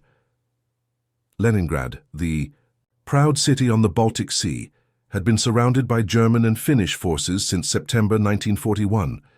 Hitler had ordered it to be starved, not stormed. He didn't want to waste troops. He wanted it erased, its people dead, the city wiped from the map. Trains had stopped, roads were cut, supplies couldn't get in, and the long siege began. Inside Leningrad, 2.5 million people were trapped. Among them were hundreds of thousands of children. The food ran out quickly, then the power, then the heat. Winter came. A brutal Russian winter. The cold crept through walls. Water pipes froze. The ground was too hard to bury the dead. People burned furniture for warmth. They ate anything they could. Bread made of sawdust, glue boiled into soup, even leather belts. Pets disappeared, then neighbors. Famine swallowed the city. Some ate wallpaper paste. Some dug up frozen corpses. People died on benches, in stairwells, on the street, quietly, without a sound. There were no funerals, only silence and snow. But Leningrad did not fall. The people dug trenches, built defenses, and kept going. Artists painted, musicians played. A symphony was written in the heart of the siege, Shostakovich's Seventh, performed while the city starved. Loudspeakers blasted the music across empty streets and to the enemy lines, as if to say, "We are still here." A narrow path over a frozen lake became the city's lifeline, the road of life. Trucks drove over the ice at night, dodging bombs and thin spots. Some fell through, others made it. Food came in, children were evacuated. The city hung on. For nearly 900 days, Leningrad endured. Nearly 1 million people would die, mostly from hunger. But the city would never surrender. Its suffering became a symbol, not just for Russia, but for the world. But as Leningrad clung to survival, Hitler turned his focus south, toward oil. He needed fuel to power his tanks, planes, and war machine. The oil fields in the Caucasus were his new objective. To reach them, he would have to capture a city on the Volga River, a city that bore Stalin's name, Stalingrad. It was more than strategy. It was personal. Hitler wanted to crush Stalin's pride. And Stalin? He refused to let it happen. He ordered his commanders, not one step back. If Leningrad was about survival, Stalingrad would be about defiance. In the summer of 1942, the German Sixth Army, led by General Paulus, pushed toward Stalingrad. They advanced across the wide, dusty steppes. They bombed the city from the sky, turning homes and factories into rubble. When they arrived, Stalingrad was already in ruins, but it was not empty. Soviet soldiers, factory workers, and even teenagers picked up rifles and prepared to defend it. The fight for Stalingrad began street by street, house by house, room by room. The battle turned into one of the most brutal in human history. Snipers hid in basements. Flamethrowers cleared buildings. Machine guns rattled in the rubble. Soldiers fought for a staircase, then lost it the next day. The front lines changed by the hour. The Germans called it Rat War because it was fought in sewers, alleys, and broken buildings. Civilians still lived in the ruins. They carried water under fire, treated the wounded in underground hospitals. Some joined the fight. Others simply tried to survive. The city became a graveyard. Bodies were everywhere, frozen, burned, buried in debris. The Volga River, running, Behind the city was blood red. Soviet reinforcements crossed it at night under enemy fire. They came in waves, some never made it. But the flow did not stop. Then, in November 1942, the tide turned. The Soviets launched a massive counterattack, Operation Uranus. It didn't hit the Germans head-on. Instead, it struck the weaker Romanian and Hungarian troops guarding the flanks. The plan worked. The Soviet forces broke through and surrounded the German Sixth Army inside Stalingrad. What followed was a reversal of roles. Now the Germans were the ones trapped. Winter came again, bitter and merciless. Food ran out, ammunition ran low. The wounded froze in tents and cellars. Paulus radioed Berlin for permission to break out. Hitler refused. He told his troops to fight to the last man, but no relief came. The Soviets tightened the noose. They crushed every attempt to resupply the trapped Germans, starving, freezing, and without hope. The Sixth Army collapsed from within. On January 31st, 1943, General Paulus surrendered. A few days later, the rest of the army followed.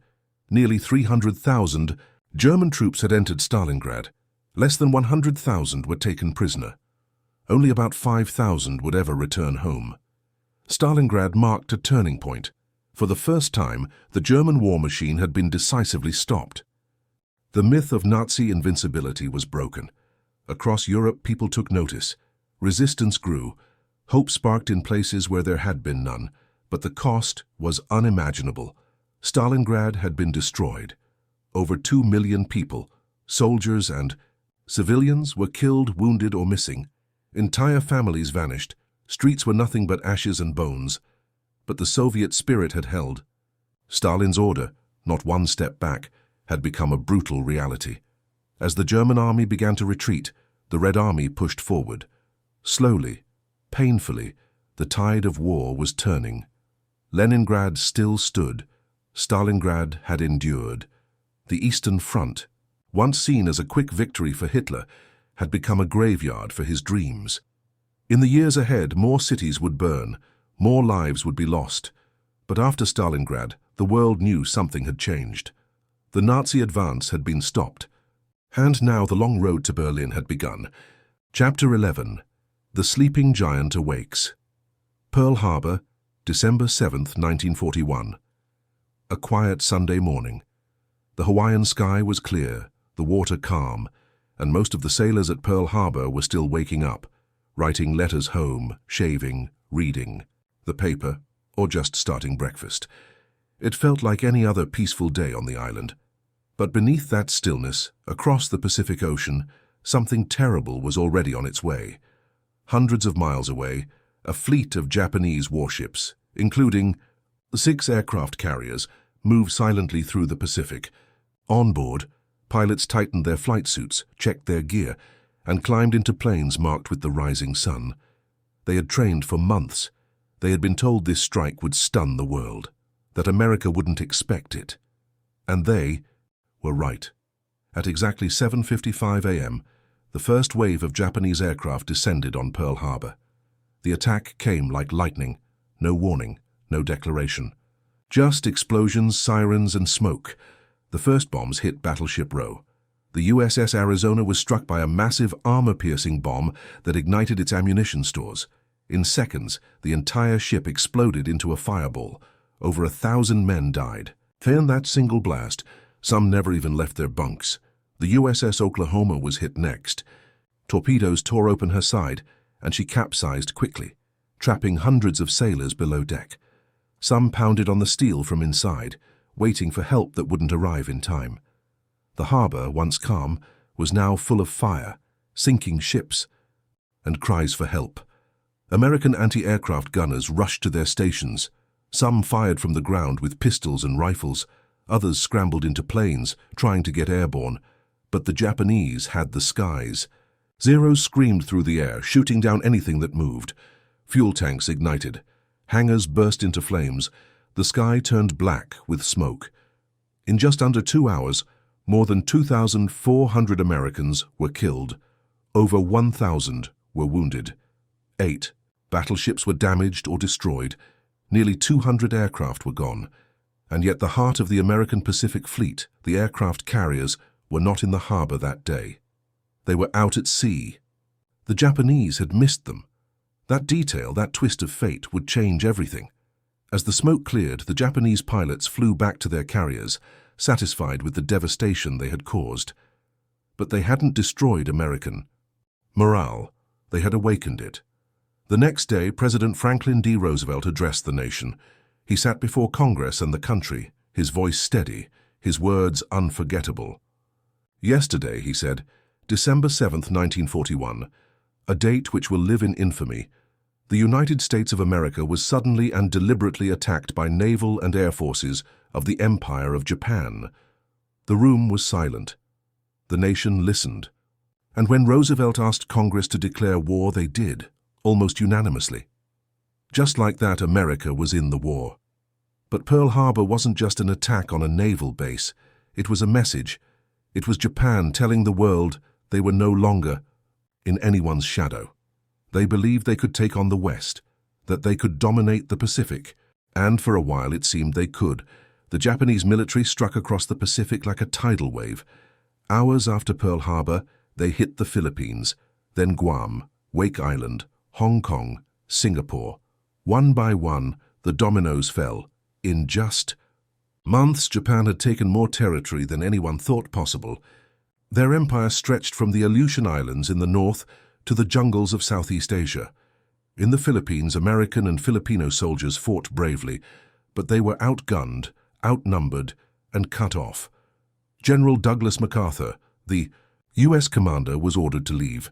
Heartbroken, he left with a promise, "I shall return." Thousands were not so lucky. After surrendering, American and Filipino prisoners were forced to march over 60 miles in the scorching heat without food or water. This would become known as the Bataan Death March. Thousands died along the way, beaten, shot, starved.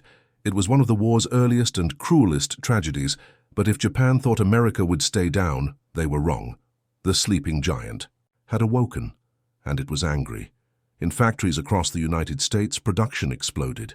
Men enlisted in droves.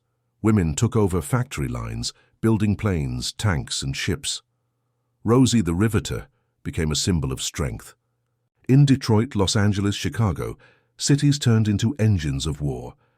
New ships rolled off assembly lines faster than ever before. Bombers and fighters filled the skies. The American war machine was roaring to life, and it was only just beginning. In the Pacific, the U.S. Navy regrouped.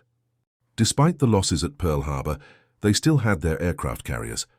Those floating air bases would prove to be America's greatest advantage. Naval warfare was changing. No longer would big battleships decide the fate of wars.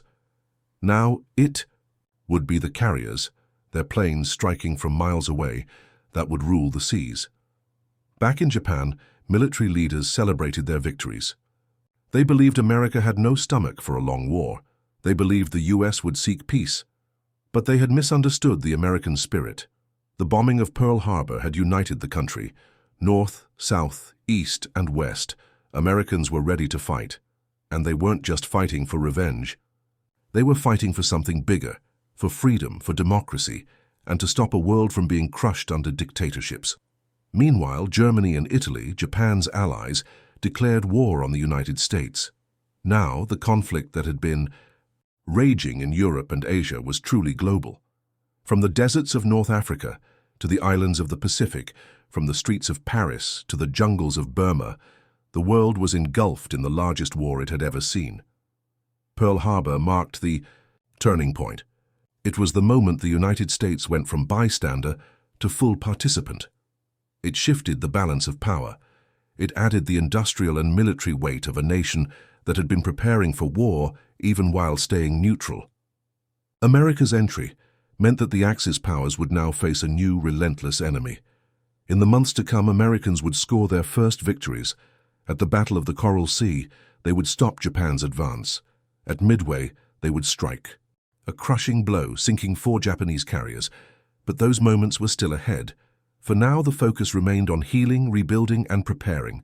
The people of America, once divided about the war, now stood united. The memory of burning ships and lost lives fueled their determination. The war would not be short. It would not be easy. but it would be fought with everything they had. And so, from the ashes of Pearl Harbor, a new chapter began. One of vengeance, resistance, and a global battle between tyranny and freedom. The sleeping giant was not just awake, it was marching forward. Chapter 12. The Pacific Inferno. The sleeping giant was now fully awake. After Pearl Harbor, America had entered the war with fury and purpose. But waking up was just the beginning. Now, the real battle in the Pacific had begun. And it would be a nightmare of fire, water, blood, and unforgiving terrain. Japan had already stormed across the Pacific, taking island after island. From the Philippines to Malaya, from Guam to the Dutch East Indies, they seemed unstoppable. Their navy ruled the seas. Their pilots dominated the skies. Their soldiers moved with brutal speed and iron discipline. But all of that was about to be tested. The turning point came with a name barely anyone had heard before. Midway. It was June 1942, just 6 months after Pearl Harbor. The Japanese Navy, still confident, launched a bold plan. Their goal to lure the American fleet into a trap near Midway Atoll and destroy what remained of the U.S. Pacific Fleet, especially the aircraft carriers. It was supposed to be a knockout blow. But this time the Americans were ready. Thanks to codebreakers, the U.S. Navy had cracked parts of the Japanese communication codes. They knew an attack was coming. They knew it would be at Midway, and they laid their own trap. On June 4th, the skies above Midway exploded in chaos. American and Japanese planes clashed high above the ocean. The first waves of U.S. torpedo bombers were torn apart, slaughtered by Japanese fighters. Almost none survived. But they had unknowingly drawn the enemy fighters down to sea level. And then came the dive bombers. While the Japanese carriers were busy refueling and rearming planes, the American dive bombers struck. In just 5 minutes, 3 of Japan's aircraft carriers were in flames. A 4th would be sunk later that day. Japan had lost 4 of its best carriers. It was a staggering blow. Midway changed everything. The momentum began to shift. Japan was no longer advancing. Now they were holding their ground, and the Americans were preparing to push them back. But pushing back in the Pacific wasn't easy. This wasn't a war of big cities or massive tank battles. This was island warfare. Each fight was like its own brutal world. Hot, wet, crawling with disease, thick with jungle, and defended by soldiers who would rather die than surrender. One of the first big tests was Guadalcanal. It began in August 1942, a small unknown island in the Solomon chain. But it had an airstrip, unfinished but strategic. Whoever controlled it could dominate the region. The Americans landed first, taking the airfield quickly, but holding it would be a nightmare. For months the jungle turned into a killing ground. Japanese forces launched wave after wave of night attacks, hoping to push the Americans into the sea. But the Marines held. Starving, drenched in rain, barely sleeping, they dug in. Every tree could hide a sniper. Every hill was a death trap. Disease swept through the ranks, malaria, dysentery, exhaustion, and the Japanese fought like ghosts. They moved silently. They attacked at night. They wouldn't retreat. They wouldn't give up.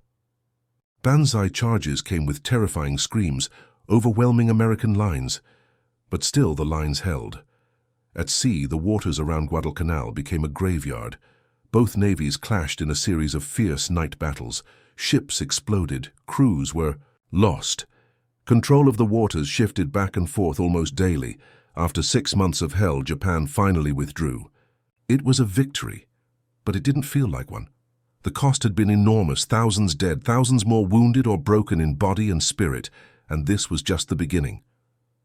From Guadalcanal, the Americans began what came to be known as island hopping. The idea was simple: don't take every island, just the key ones. Leapfrog over heavily fortified islands, cut off their supplies, and move closer to Japan. Each island they took would become a stepping stone, bringing them closer to Tokyo. But there was nothing simple about it in practice. Every island was its own nightmare. Each landing was met with gunfire, mines, barbed wire, and bunkers. The Japanese had dug into mountainsides, caves, and tunnels. They turned every grain of sand into a fortress. In the Philippines, where the war had started for many Americans, General MacArthur made his return. "I have returned," he said as he waded ashore. It was a moment the troops had waited for. But taking the Philippines would cost dearly. The battle for Leyte Gulf was the largest naval battle in history. Over 200 ships clashed. Japan threw everything they had into the fight, even using kamikaze pilots for the first time. Young men, willing to crash their planes into American ships in suicide attacks. It was a desperate, deadly move. Kamikazes became one of the most feared weapons of the war. They came out of the sky with no warning, no chance of turning back. They weren't aiming to survive, just to destroy. Despite the horrors, the Americans kept coming. After Leyte came Luzon. After Luzon, other islands. The jungles swallowed bodies. The beaches ran red. But step by step, island by island, the Americans moved closer. Behind the front lines, support ships brought food, fuel, ammunition. Engineers built airstrips almost overnight. Nurses tended to the wounded. Code talkers, Native American Marines, especially Navajo, sent messages that the Japanese could never decode. Every person had a role. Every battle was a team effort. Back in Japan, the news of defeats was kept quiet. The public didn't know how bad things were getting. The government still told them they were winning. But inside military headquarters, they knew the truth.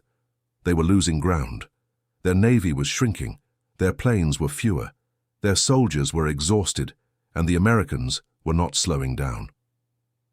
As 1944 turned to 1945, the war in the Pacific was reaching a boiling point.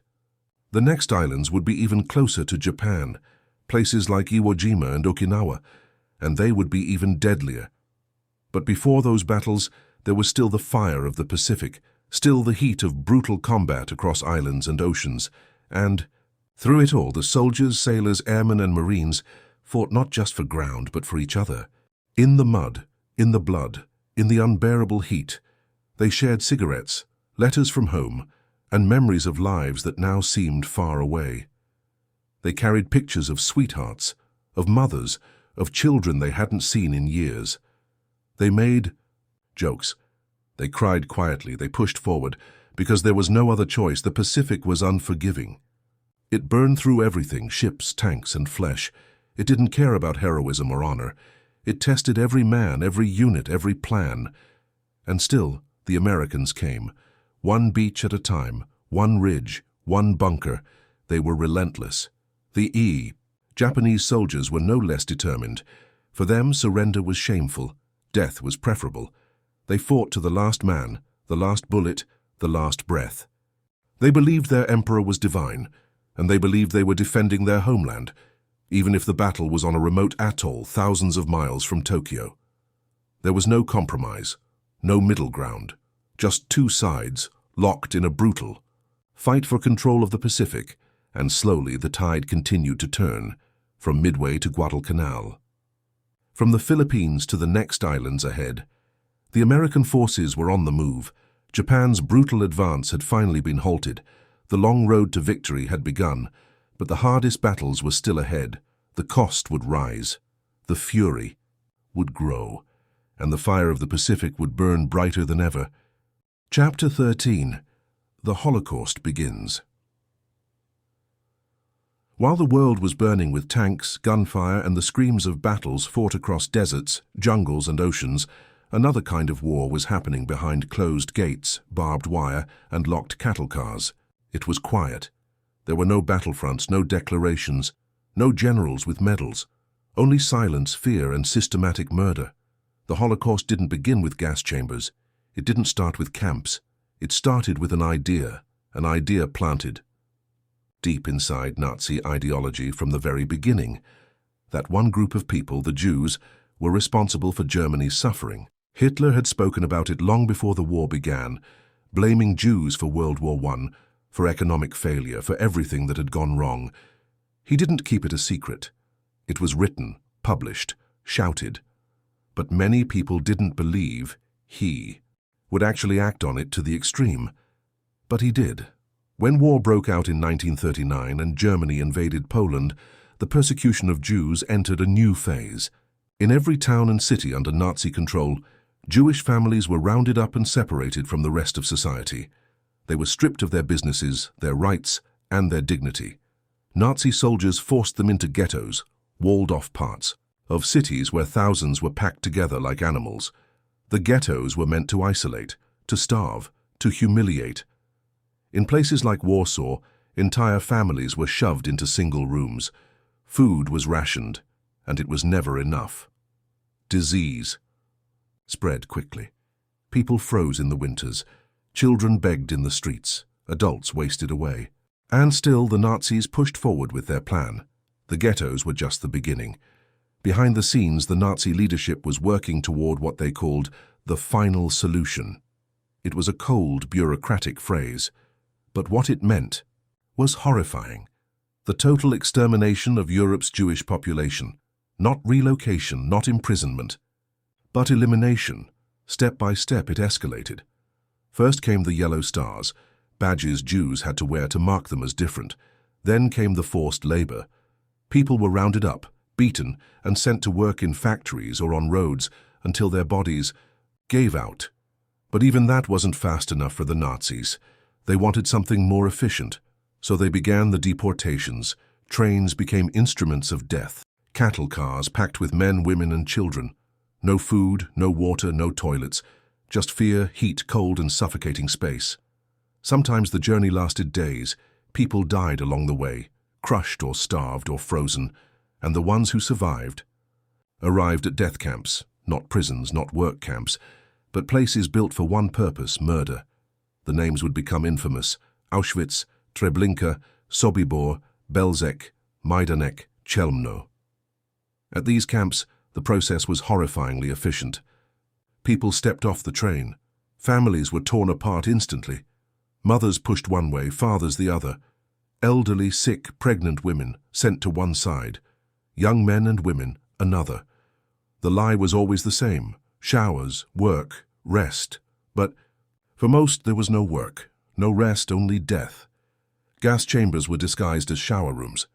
People were locked inside. Zyklon B pellets were dropped in. The screaming began. And then, silence. Within minutes, hundreds were dead. The bodies were taken out by other prisoners. Gold teeth were removed, hair shaved, jewelry stolen. The remains were burned in giant crematoria. And the next train came. And the next and the next. Millions of people passed through these gates.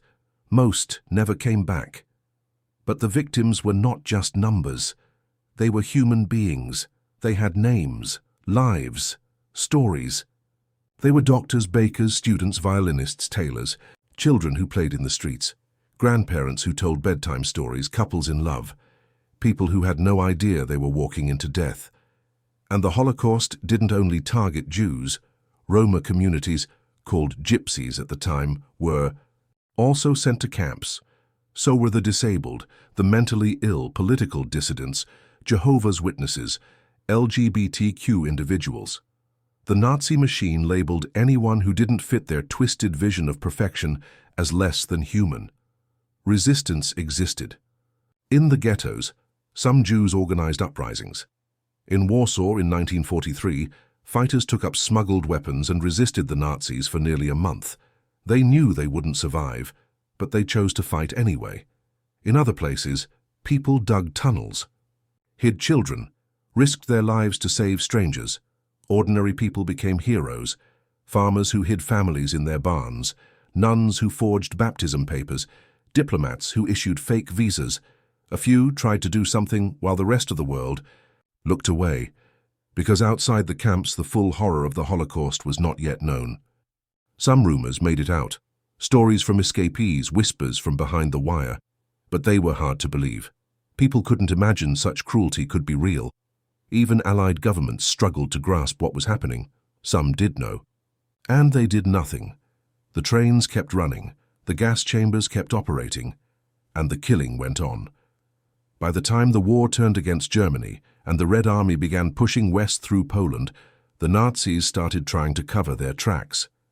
They burned documents, destroyed camps, forced surviving prisoners on death marches, long freezing journeys to move them away from advancing forces.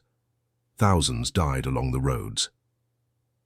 When Soviet troops reached Auschwitz in January 1945, they found only a few thousand survivors, starving, broken, barely alive.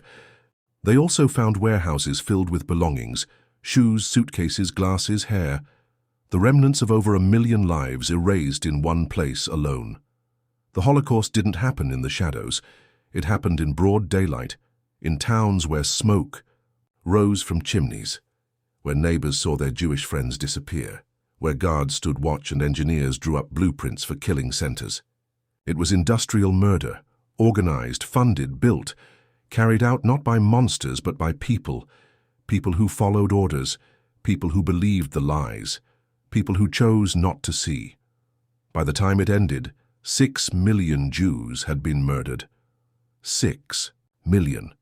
Mothers, fathers, babies, poets, rabbis, children who never had a chance to grow up.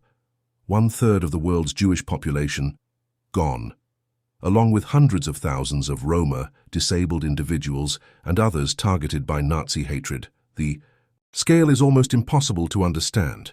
The number is too large, but listen to just one story and it becomes real. A child named Eva, born in Hungary.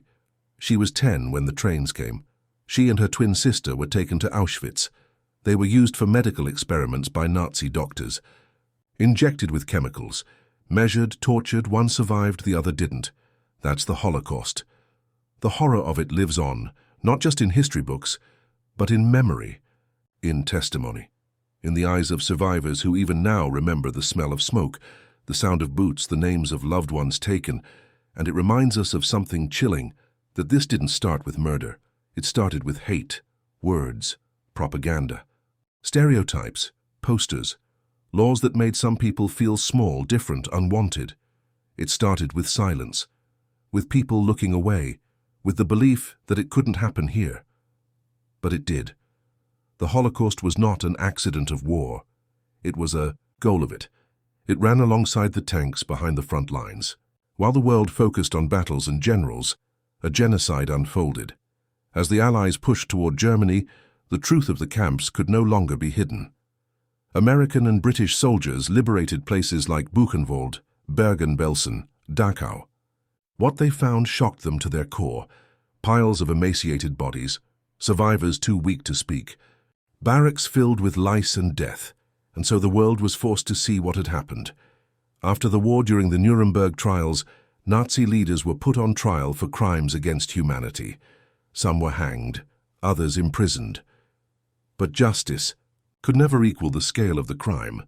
The Holocaust changed the world forever. It became a warning, etched into human history, of what happens when hate is allowed to grow, when lies are believed, and when people are treated as less than human.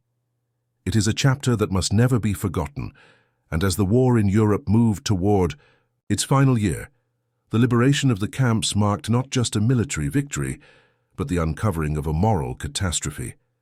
Because when the killing stopped and the silence fell, the world had to face the truth. It had happened, and it could happen again. Chapter 14, Life Under Occupation. The guns were still firing in the distance. The world was caught in the chaos of war, but for millions across Europe, the war had taken on a different face. It wasn't just soldiers on battlefields anymore. It was neighbors turning against neighbors, families torn apart by suspicion, cities silenced by fear. This was life under occupation. When Germany's armies swept across Western and Eastern Europe, they didn't just conquer land. They conquered lives. From France to Norway, Belgium to the Netherlands, Poland to the Balkans, millions of ordinary people suddenly found themselves living in a new reality, one ruled by foreign soldiers, harsh laws, and brutal control. Occupation was a daily struggle for survival. Streets once full of laughter and music now echoed with footsteps of soldiers and the thud of patrols. Curfews were enforced, shops were emptied or controlled, and food was rationed to the bare minimum. But beyond hunger and cold, there was a deeper terror, fear. Fear of being watched, fear of being reported, fear of disappearing. The Nazis were masters of propaganda. They controlled newspapers, radio stations, and posters plastered on every wall. The messages were clear: obey, cooperate, stay silent. The propaganda painted the occupiers as liberators, bringing order and stability. But the truth was far darker. In occupied cities, propaganda masked violence. Secret police and informers lurked in the shadows. People disappeared without a trace. Families waited at windows, hoping for a glimpse of loved ones who had been dragged away in the night. Collaboration became a complex, painful reality. Some people chose to cooperate with the occupiers. Others did so to survive. Some were convinced by ideology, believing Nazi promises or fearing worse punishment if they resisted. Others saw opportunity, jobs, power, or safety, but collaboration came with a heavy cost.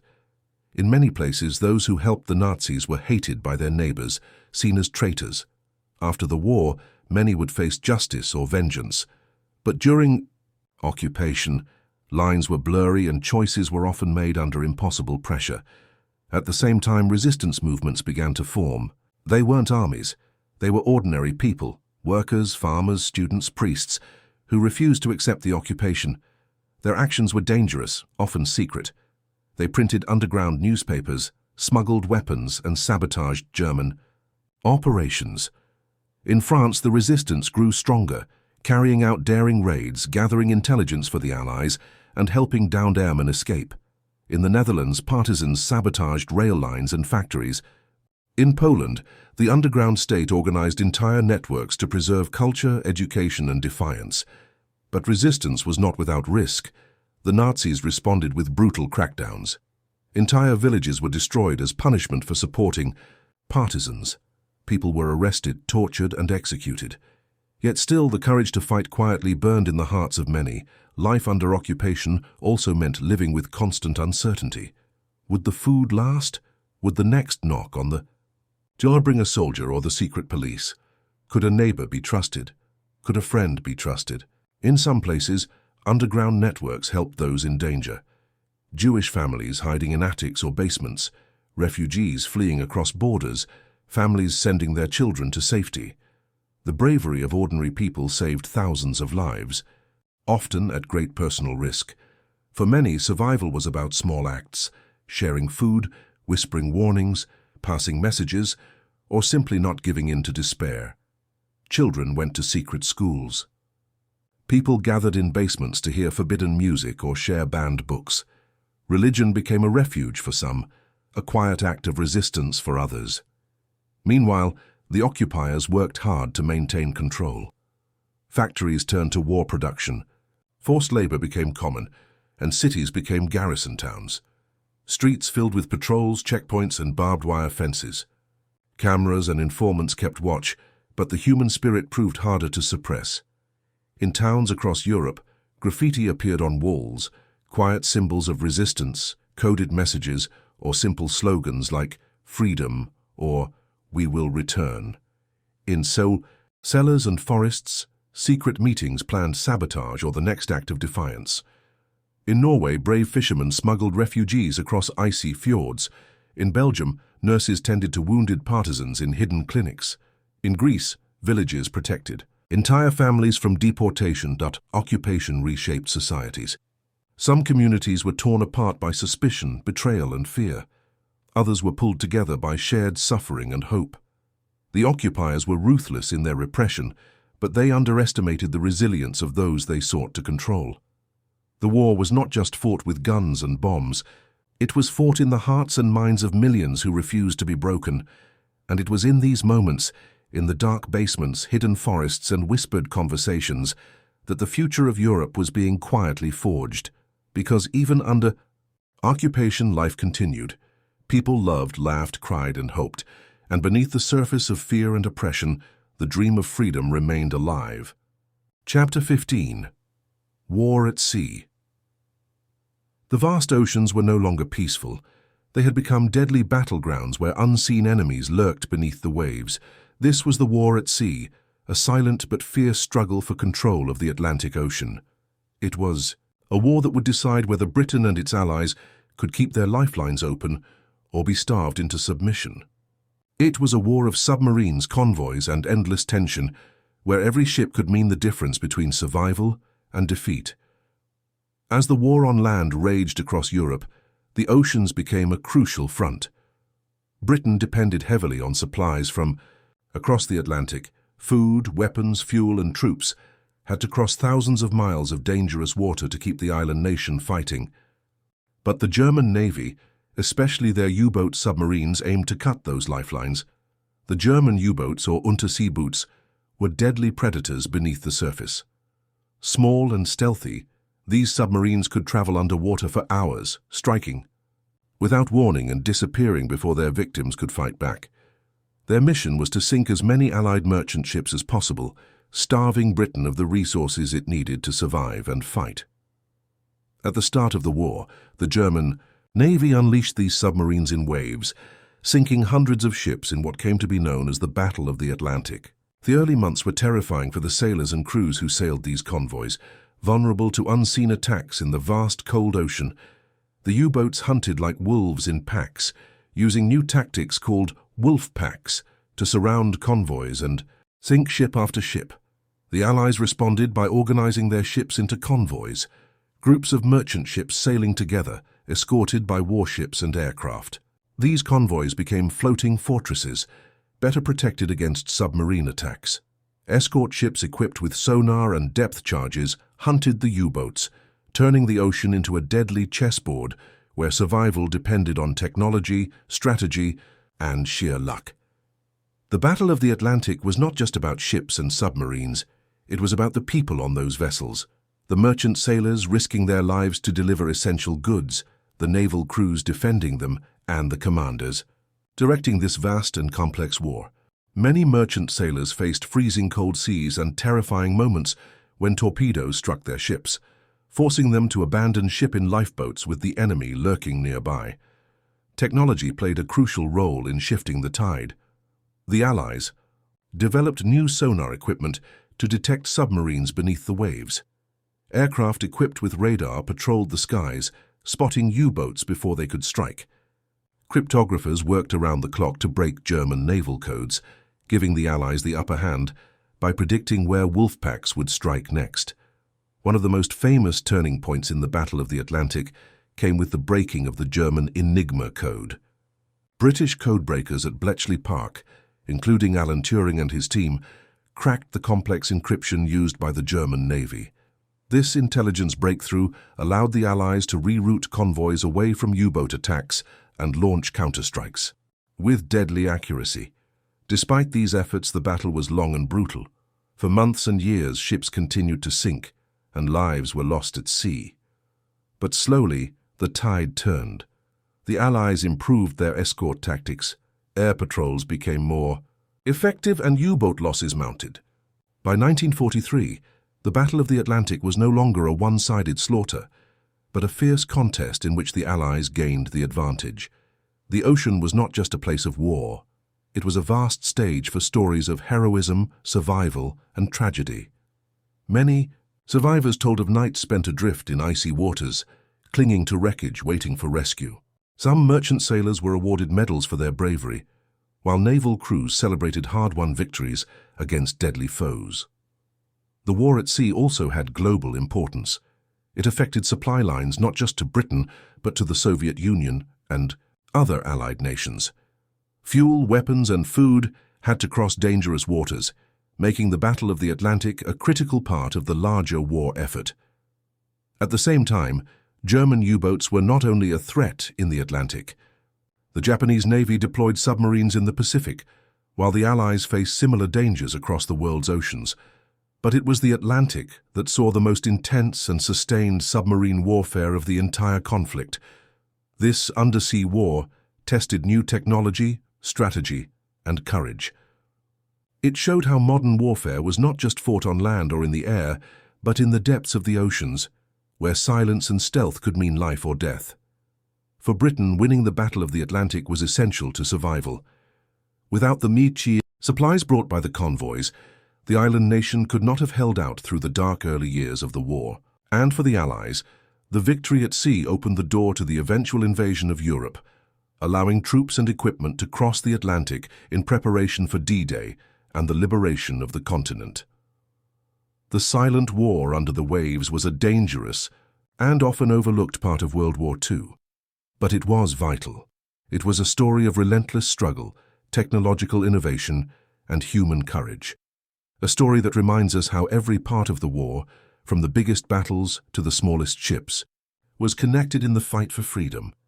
Chapter 16. America Mobilizes. The attack on Pearl Harbor was a shock that changed everything for the United States.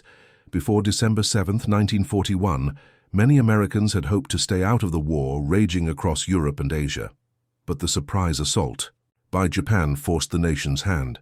America had to respond, and fast. This marked the beginning of a massive transformation, a nation shifting from peace to total war in a matter of months. Almost overnight, the American economy and society were reshaped. Factories that once made cars, refrigerators, and other everyday goods quickly turned into production lines for tanks, planes, ships, and weapons. The country's industrial power became its greatest weapon. The slogan, "Arsenal of Democracy," captured this spirit. America was now producing the tools to fight fascism and protect freedom. In cities across the country, factories ran day and night. Assembly lines churned out B-17 bombers, Sherman tanks, Liberty ships, and millions of rifles and bullets. This was a scale of production the world had never seen before. It required millions of workers, many of whom had never worked in factories. Before, one of the most significant changes was the entry of women into the workforce. With millions of men joining the military, a huge labor shortage appeared.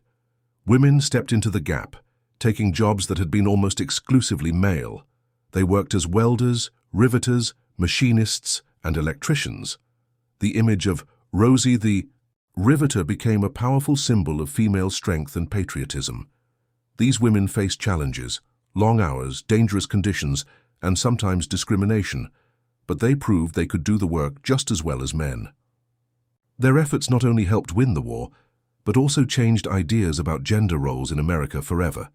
The government played a key role in managing this rapid mobilization. Agencies like the War Production Board set priorities for what factories should build, directing raw materials and labor where they were needed most. Civilian industries were converted for war use. For example, automobile factories became producers of tanks and aircraft engines. At the same time, rationing was introduced at home to make sure that materials like rubber, gasoline, sugar, and metal were conserved for the military. Americans accepted these sacrifices, understanding they were part of a larger effort to defeat the Axis powers. In addition to factories, shipyards became hubs of activity. The United States built hundreds of cargo ships known as Liberty ships, designed for quick and cheap construction to replace losses caused by German U-boats. These ships were essential for supplying troops overseas and maintaining the flow of food, weapons, and fuel.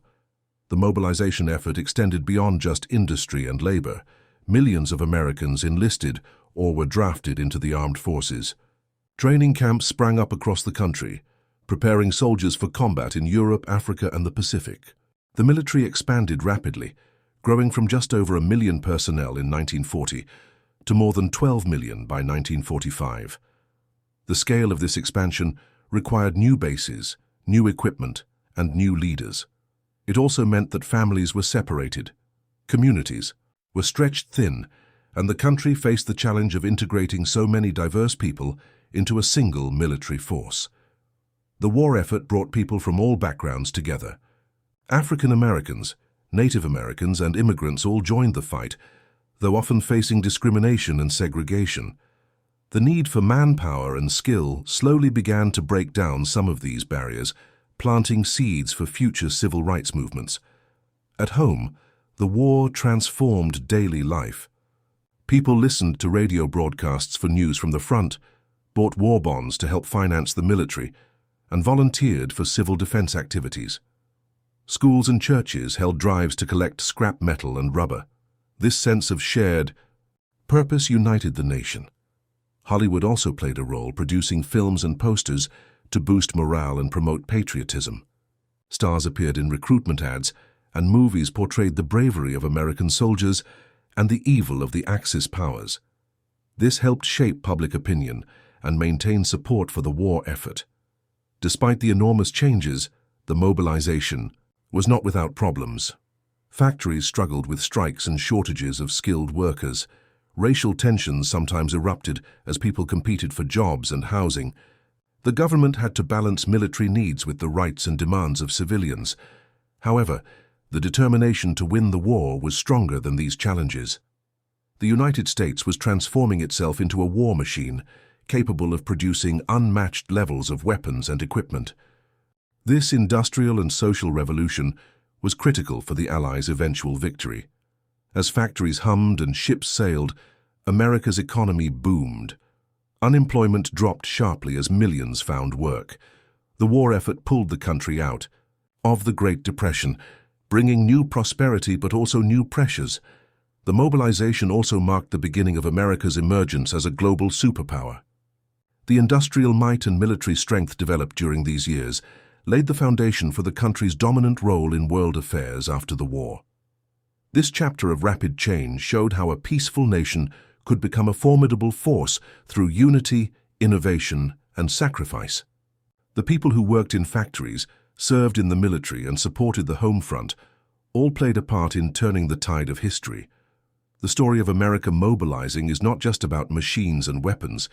It's about people, ordinary citizens, rising to meet an extraordinary challenge. Their efforts changed the course of World War II and reshaped the nation for generations to come. Chapter 17. Allied Strategies and Global Coordination.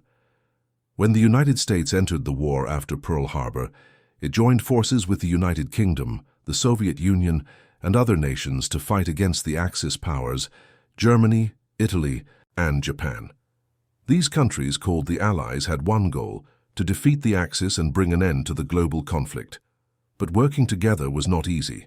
The leaders of these nations had different ideas, different cultures, and different priorities. Yet they knew they had to find a way to cooperate if they wanted to win. At the heart of this alliance were three powerful leaders: Franklin D. Roosevelt of the United States, Winston Churchill of Britain, and Joseph Stalin of the Soviet Union. They came from very different backgrounds, and they often disagreed. Roosevelt was a calm, confident statesman, focused on leading America through the crisis. Churchill was a fiery, passionate speaker who inspired his people to stand firm no matter the cost. Stalin was a ruthless dictator, determined to protect and expand Soviet power, even if it meant harsh measures at home and abroad. Despite their differences, the three men met several times during the war to plan strategy. These meetings were some of the most important moments in the conflict. They had to decide where and when to fight, how to share resources, and how to keep the alliance together. These talks weren't always smooth, but they kept the Allies united. One of the first agreements came even before the US officially entered the war. In August 1941, Roosevelt and Churchill met secretly on a ship off the coast of Newfoundland. There, they created the Atlantic Charter, a statement of shared goals for the post-war world. They promised not to seek territorial gain, to support the right of all people to choose their own government, and to work for peace and security after the fighting ended. This was a powerful symbol of cooperation and hope, even though the Soviet Union was not yet part of the agreement. Once America was fully involved, the three leaders had to manage a complicated global war. The fighting was happening on many fronts: Europe, Africa, Asia, and the Pacific Islands. Coordinating military actions across such vast distances was a huge challenge. One of the biggest questions was when to open a second front in Western Europe. The Soviet Union was bearing the brunt of the German invasion and demanded that the Allies launch an attack in the West to relieve pressure. The British and Americans wanted to wait until they had enough forces and equipment. This disagreement caused tension, but eventually they agreed to invade North Africa first, then Italy, before launching the massive invasion of France in 1944. Meanwhile, the Pacific War required a different approach. The United States took the lead here, fighting a brutal island-hopping campaign to push back the Japanese. Roosevelt worked closely with his military commanders to prioritize this front, while still supporting operations in Europe. The leaders also coordinated massive production and supply efforts. The United States' industrial power was crucial in providing weapons, vehicles, food, and fuel to all Allied forces. Ships crossed dangerous seas to keep supply lines open, while factories around the world worked non-stop.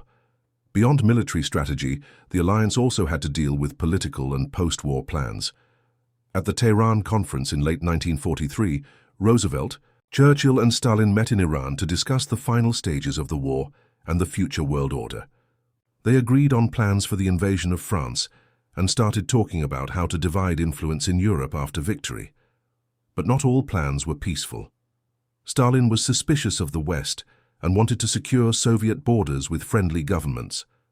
Churchill wanted to protect the British Empire and keep its global influence. Roosevelt hoped for a united world governed by cooperation and democracy. These conflicting visions would later cause tensions during and after the war. Throughout the war, intelligence and espionage also played a role in Allied coordination. Sharing information about enemy movements, code-breaking and sabotage helped shape strategy. For example, the breaking of the German Enigma code by British cryptographers gave the Allies a critical advantage in the Battle of the Atlantic. Despite the differences, the alliance worked because all three leaders understood the threat posed by the Axis powers. They put aside some disagreements to focus on defeating a common enemy. Their cooperation made possible major victories like D-Day and the Soviet push toward Berlin. In the end, the partnership between Roosevelt, Churchill and Stalin was uneasy but effective. It showed how even unlikely allies could come together in the face of great danger. Their leadership helped guide the Allied nations through the darkest times of the war and set the stage for a new world order. As the war progressed, this global coordination became even more important. The Allies' ability to plan together, share resources, and coordinate attacks was key to turning the tide against the Axis and moving closer to victory. Chapter 18: The Italian Campaign. The Italian campaign was one of the most difficult and costly parts of the war for the Allies. It began in 1943, after the successful North African campaign, when the Allies turned their attention to Europe's southern front. Their goal was to open a new route into the heart of Axis-controlled Europe and to knock Italy out of the war. The campaign started with the invasion of Sicily in July 1943. The island was a crucial stepping stone to the Italian mainland, and capturing it would give the Allies control of the Mediterranean Sea. American, British and Canadian forces launched Operation Husky, a massive amphibious and airborne assault.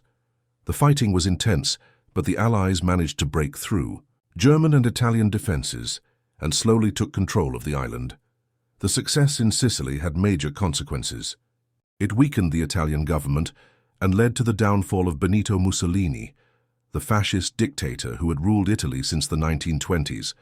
The Italian king, Victor Emmanuel III, dismissed Mussolini in July 1943 and arrested him. Italy soon signed an armistice with the Allies, officially ending its participation in the war. But this did not mean the fighting stopped in Italy. German forces quickly moved to fill the gap left by the Italians. They took control of northern Italy and turned the country into a fierce battleground. The Allies faced tough resistance from well-prepared German troops who used Italy's mountainous terrain to their advantage. The war in Italy became a slow and brutal grind, with both sides suffering heavy casualties. After Sicily, the Allies landed on the Italian mainland at Salerno in September 1943. The Germans were ready and launched strong counterattacks. The battle was fierce, and for a time the Allies were unsure if they could hold their positions. But reinforcements arrived, and the Allies pushed forward. The slow advance northward was marked by many battles, including the famous fight for Monte Cassino. Monte Cassino was a monastery perched on a hill overlooking the main road to Rome. The Germans used it as a strong defensive position. For months, Allied forces launched repeated attacks to break through.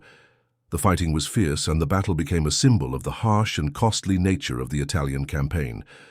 After intense bombing and ground assaults, the Allies finally captured Monte Cassino in May 1944, opening the way to Rome. Meanwhile, the Italian people were caught in the middle. Many had grown tired of fascist rule and welcomed the Allies as liberators.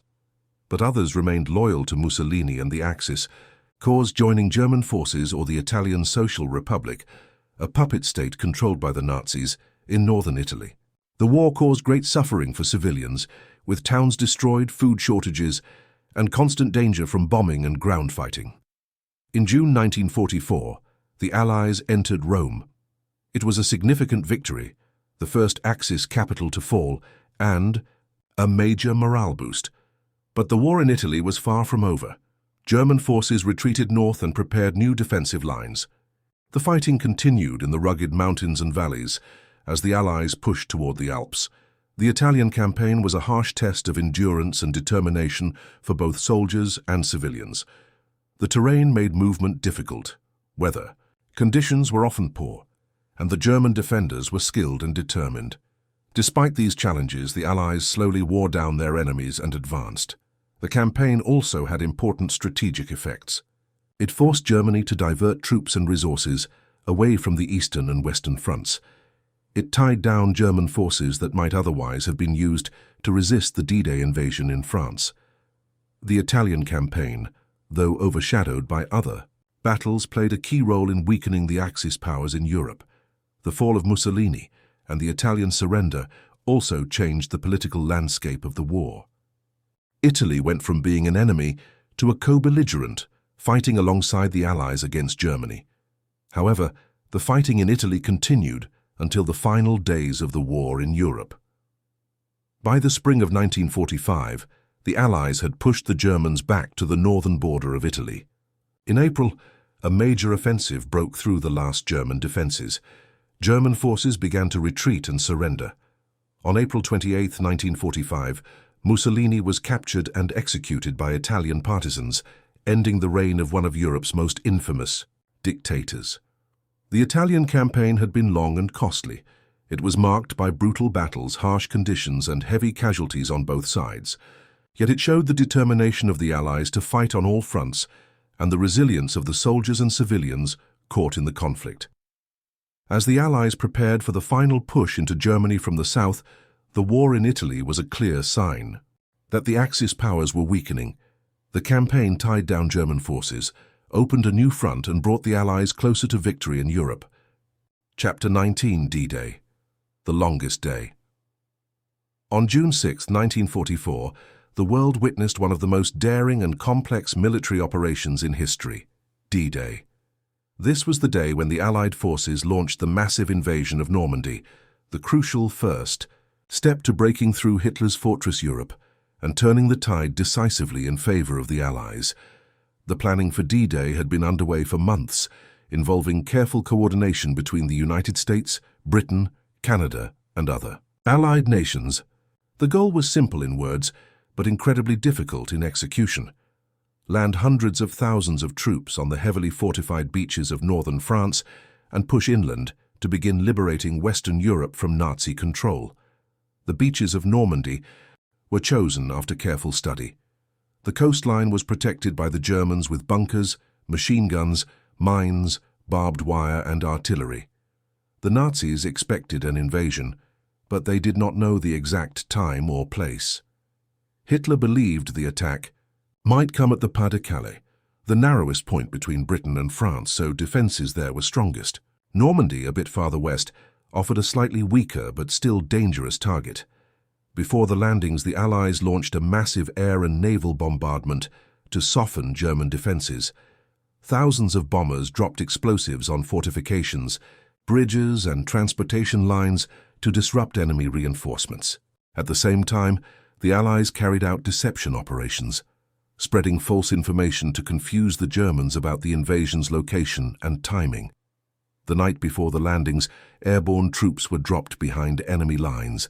Their mission was to capture key bridges, disrupt German communications, and hold critical points until the main forces arrived on the beaches. These paratroopers faced fierce fighting, scattered drops, and confusion, but played a vital role in the success of the invasion. As dawn broke on June 6th, the first wave of soldiers landed on 5 beaches codenamed Utah, Omaha, Gold, Juno, and Sword. Each beach was assigned to different Allied forces. American troops attacked Utah and Omaha, British forces targeted Gold and Sword, and Canadians took Juno. The fighting on the beaches was brutal. At Omaha Beach in particular, American forces faced intense German resistance, with heavy machine gun fire and artillery raining down. Many soldiers were killed or wounded as they struggled to reach the shore, clear obstacles and push inland. But through incredible courage, determination and sacrifice, the troops fought their way forward. On the other beaches, while the German resistance varied, the Allies steadily made progress. Engineers cleared mines and barbed wire, tanks provided fire support, infantry pushed beyond the beaches to secure towns and roads. The success of D-Day was not just about landing on the beaches. It was about securing a foothold strong enough to bring in more troops, equipment, and supplies.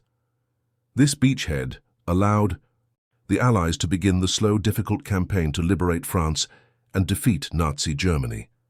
By the end of the day, the Allies had established a tenuous but vital presence in Normandy. Thousands of soldiers were ashore, and the beachhead was growing. The cost had been high, with thousands of casualties, but the operation had succeeded against enormous odds. D-Day was the culmination of years of planning, training, and cooperation. It was a moment when ordinary soldiers performed extraordinary feats of bravery. It showed the world the power of unity and determination against tyranny. The days and weeks following D-Day were filled with fierce battles as the Allies pushed inland, facing counterattacks, tough terrain, and the challenge of expanding the beachhead.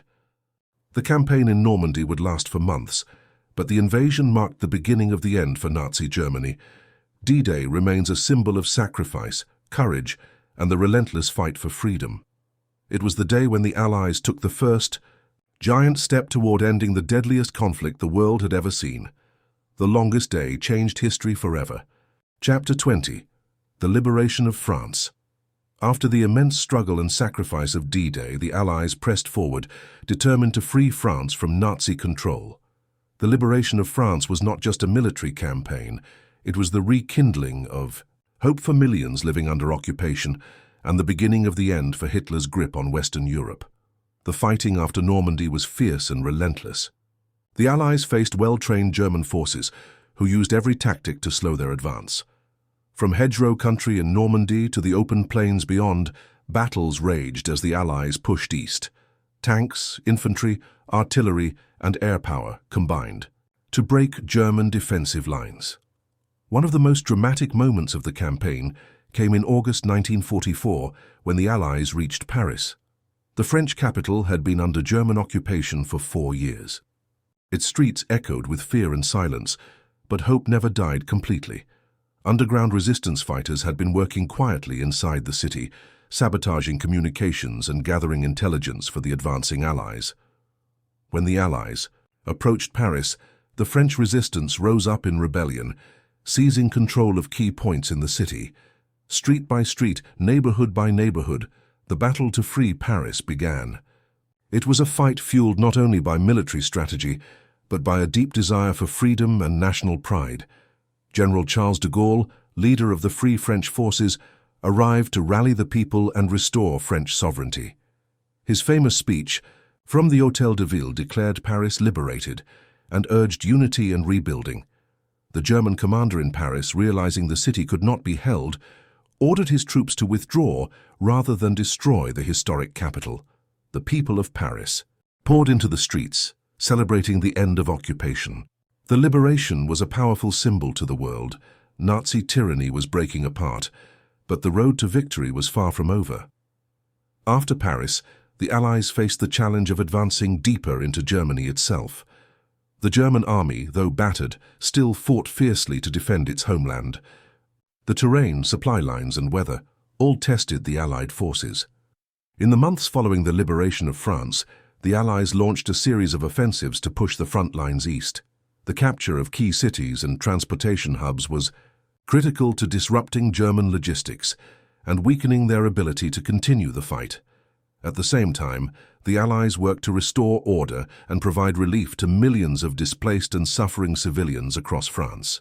Towns and villages freed from occupation faced the enormous task of rebuilding homes, infrastructure, and communities devastated by war. The liberation of France also inspired resistance movements in other occupied countries, strengthening the Allied cause and spreading hope. The cooperation between local fighters and Allied forces proved vital in undermining German control. The pace of the Allied advance was not constant. Setbacks and fierce counterattacks reminded everyone that the war was still brutal and uncertain. Yet with every mile gained, the Allies grew closer to their ultimate goal, the defeat of Nazi Germany. As the autumn of 1944 turned to winter, the front lines moved closer to the German border. The battlefields stretched from the northern forests to the western plains, where massive armies clashed in what would become some of the war's most intense fighting. The liberation of France marked a turning point. It showed that even the most powerful dictatorship could be challenged and defeated by unity, courage, and determination. It was a testament to the strength of the Allied coalition and the will of millions who refused to live in fear. The WWII to Berlin was long and hard, paved with sacrifice and resilience. But with France free, the Allies had broken through Hitler's western defenses and set their sights on ending the war once and for all. The echoes of gunfire in the French countryside were now accompanied by cheers of liberation, songs of freedom, and the steady march of armies moving toward victory. The liberation of France was a moment of hope reborn, a promise that peace was within reach. As the Allies continued eastward, the world watched closely. The end of Nazi occupation in France was a sign that the darkest days of war were beginning to fade, replaced by the dawn of a new era. The journey to Berlin had begun, and with it, the final chapters of World War II were being written. Chapter 21. The Battle of the Bulge. The snow fell hard over the Ardennes forest. It was December 1944, and the world believed that the war in Europe was almost over. Allied forces had pushed the Germans back after D-Day and liberated France. The Nazi war machine was retreating, losing ground, losing hope. But Adolf Hitler had one last card to play, one desperate, brutal gamble. Hitler planned a massive surprise attack through the Ardennes, a densely wooded region stretching across Belgium and Luxembourg. He believed the Allies wouldn't expect it. The terrain was difficult, the weather harsh, and it was Christmas. Most American units stationed there were resting, new or lightly equipped. Hitler's goal was to split the Allied forces, capture the Belgian port of Antwerp, and force a negotiated peace. If he could succeed, he might change the course of the war. Early on December 16, 1944, the attack began. Over 200,000 German troops and nearly 1,000 tanks smashed into the thin American lines. Artillery fire cracked through the silence of the forest. Thick fog covered the skies, grounding Allied planes. German panzers rolled forward under cover of surprise and bad weather. The offensive caught the Allies completely off guard. German troops were disguised in American uniforms. Road signs were changed, confusion spread. Bridges were blown up, towns taken quickly. Small American units fought fiercely but were overrun. The lines bent. The Germans drove deep into Allied territory, creating a massive bulge in the front, hence the name the Battle of the Bulge. In the middle of this chaos were American soldiers, many of them young and inexperienced, forced to face one of the largest German offensives of the entire war. Towns, like Bastogne, became symbols of resistance. In Bastogne, a small group of American troops from the 101st Airborne Division held on despite being completely surrounded. They were low on supplies, freezing in the snow, and cut off from reinforcements. Yet they didn't surrender.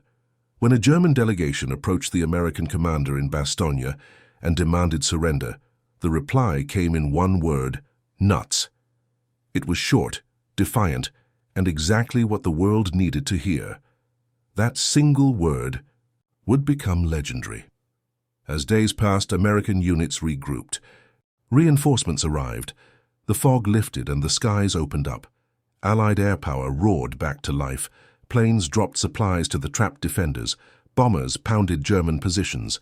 General George S. Patton's Third Army made a daring push. North to relieve Bastogne, the tide turned. The fighting was brutal. The winter was bitterly cold. Soldiers battled frostbite and hunger alongside bullets and shells. Forests were shattered by tank shells. Towns were reduced to rubble. But the ESA, Americans held firm. They stopped the German advance. By early January 1945, the Bulge was pushed back. The Germans had lost over 100,000 men, dead, wounded, or captured. They also lost tanks and aircraft they could never replace. The failed offensive drained the last of Nazi Germany's reserves. It was their final major attack on the Western Front. After that, they were in full retreat. The Battle of the Bulge was the largest and bloodiest single battle fought by the United States in World War II. Over 600,000 American troops were involved. More than 80,000 were killed, wounded, or went missing. But the resilience of the soldiers, their refusal to break, and their ability to adapt under fire turned the tide. The battle taught the world many things. It showed that even in the closing months of a war, danger could strike.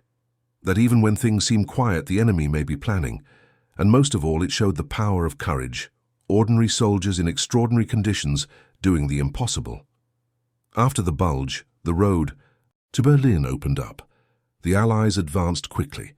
The German army, broken and retreating, had no more strength to resist. But before the final victory, before the fall of the Third Reich, the frozen fields of Belgium bore witness to one last brutal gasp of a dying empire.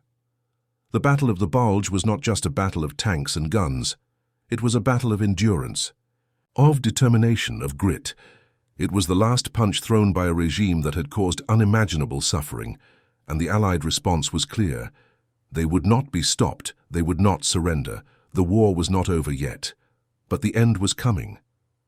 And the soldiers who froze in those forests, who bled in the snow, had helped bring that end a little closer.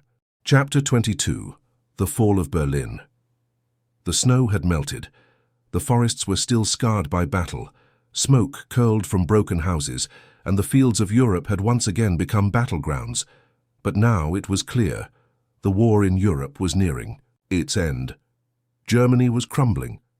From the west, American, British, and French troops were pushing through what was left of Nazi-occupied territory. But from the east, from the cold heart of the Soviet Union, came a storm that would not stop. The Red Army was closing in. City by city, village by village, they pressed toward the heart of Hitler's empire, toward Berlin. This was not just another battle. This was the endgame, and everyone knew it. By early 1945, the Soviet Union had reclaimed its lands. The scars of Leningrad, Stalingrad, and Kursk fueled the fire in their hearts. Their push westward was relentless.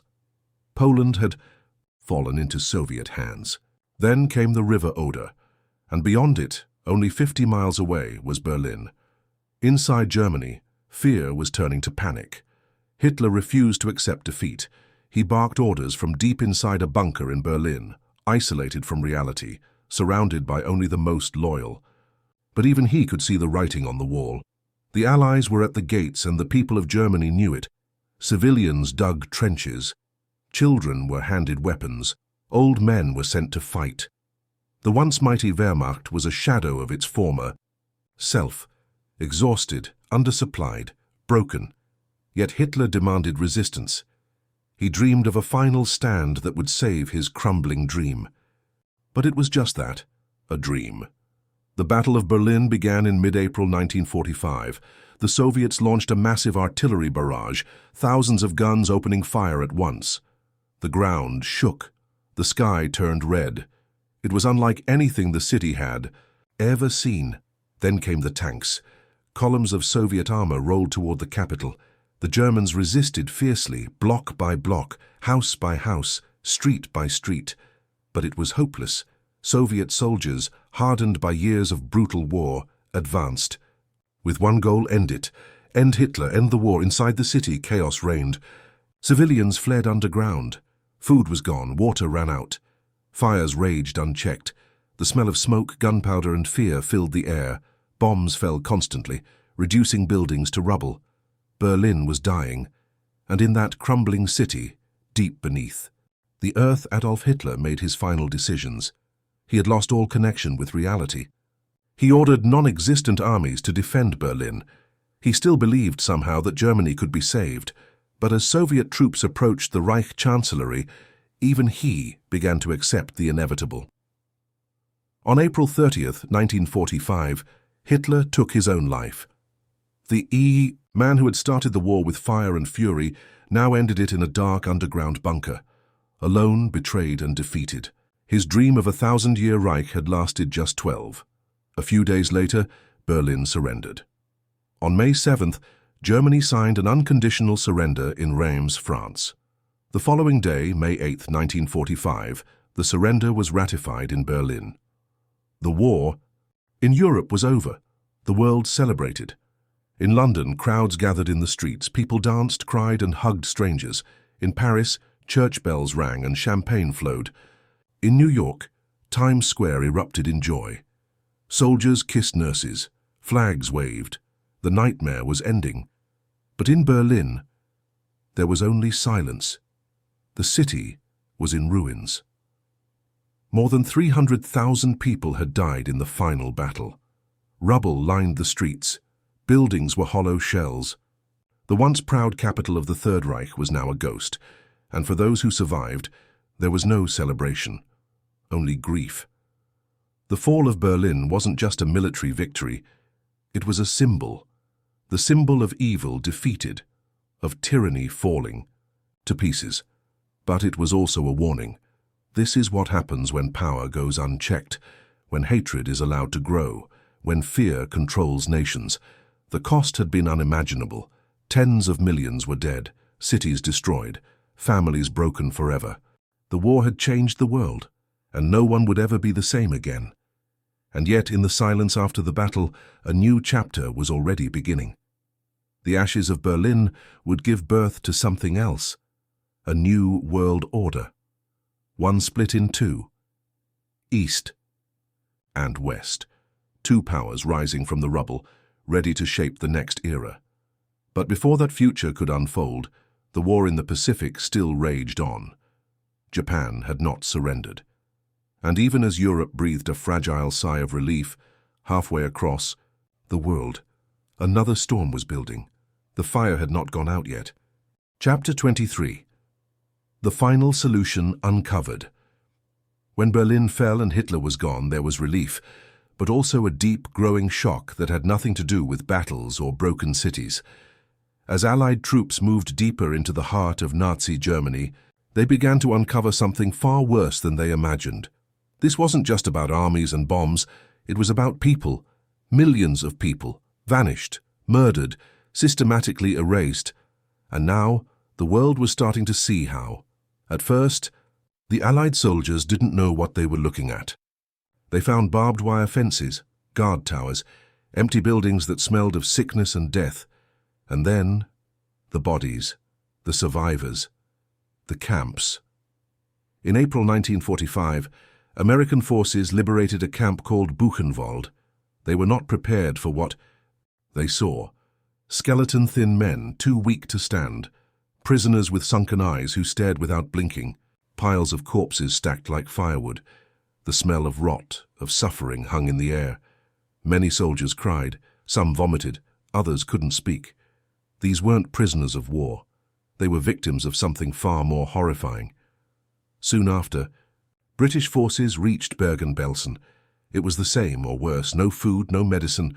Disease everywhere. Thousands of bodies lying out in the open. The survivors barely looked alive. People like Anne Frank had died there just weeks before the liberation. The soldiers who entered the camp were hardened by years of war, but this was different. This was something they would never forget. And then there was Dachau, Ohrdruf, Mauthausen. Camp after camp, each revealing more of the same story. Starvation, torture, mass executions. And behind every building, every room, there were records, documents, photographs. Nazi officers had tried to destroy much of it as they retreated, but there was too much, too many traces left behind. And then came Auschwitz, the Soviet Red Army, reached Auschwitz in January 1945, months before Berlin fell. The weather was bitter cold, but what they found chilled them even deeper. Auschwitz wasn't just a camp, it was a machine, a factory of death. Gas chambers, crematoria, barracks, rail tracks running straight to the front gate. More than 1 million people had died there, most of them Jews, and the evidence was everywhere, suitcases with names still written on them, piles of children's shoes, mountains of human hair. The truth was undeniable. This had been genocide. Industrialized murder, not just of Jews but also of Roma people, disabled people, political prisoners and others. But the Jewish people had been at the center of it all. 6 million Jews were murdered, not in the heat of battle, not in chaos, but through careful planning, cold logic, and bureaucracy. The Nazis had called it the final solution. Now, the world was seeing what that meant. The Allies forced German civilians to walk through the camps. Some had claimed they didn't know, some really didn't, but others had seen the smoke, heard the trains, watched their neighbors disappear. Now, there was no denying it. The truth was right in front of them. News crews and photographers were brought in. The footage was shown in cinemas across the world. The goal wasn't just to inform, it was to make sure people understood the scale of it. What had happened wasn't just a crime, it was a crime against humanity. In the months that followed, as the survivors slowly recovered, stories began to emerge. Stories of how people had been rounded up, herded into ghettos, then packed into trains. How families were torn apart at the arrival ramps. How people were told they were going to take showers, and then gassed. How entire communities had vanished. In the space of a few months, survivors spoke about forced labor, about beatings, medical experiments, starvation. Many had lost everyone, parents, siblings, children. Their faces were hollow, but they spoke because they wanted the world to remember, to never forget. And yet, the horror was so vast that some people didn't believe it at first. It didn't seem possible, but the Nazis had kept records, meticulous, bureaucratic records, lists, charts, numbers, and the Allies had the camps, the witnesses. The evidence was overwhelming. As the war ended, a new kind of justice began. The Nuremberg trials were launched. High-ranking Nazi leaders were put on trial for war crimes and crimes against humanity. For the first time in history, the world came together in a courtroom to hold leaders accountable for genocide. They presented films, eyewitness accounts, documents from inside the Nazi system. One after another, the truth was laid bare. Some of the accused denied it. Some said they were just following orders, but others admitted what had happened. The court heard everything from the designers of the gas chambers to the officers who loaded people into cattle cars. 12 men were sentenced to death. Others received long prison sentences, but no punishment could match the crimes. There was no way to make it right. Justice in a case like this was imperfect, but it was still important. For the survivors, life after liberation wasn't simple. Most had nowhere to go. Their homes were gone, their families gone, their countries destroyed or turned against them. Many ended up in displaced persons camps, waiting for a chance to start again. Some would go to America, some to Israel. Some stayed in Europe trying to rebuild, but they all carried the scars of what they had seen and lived through. The discovery of the Holocaust changed how the world thought about war, about humanity, about law. New definitions were created: genocide, crimes against humanity. New promises were made, never again.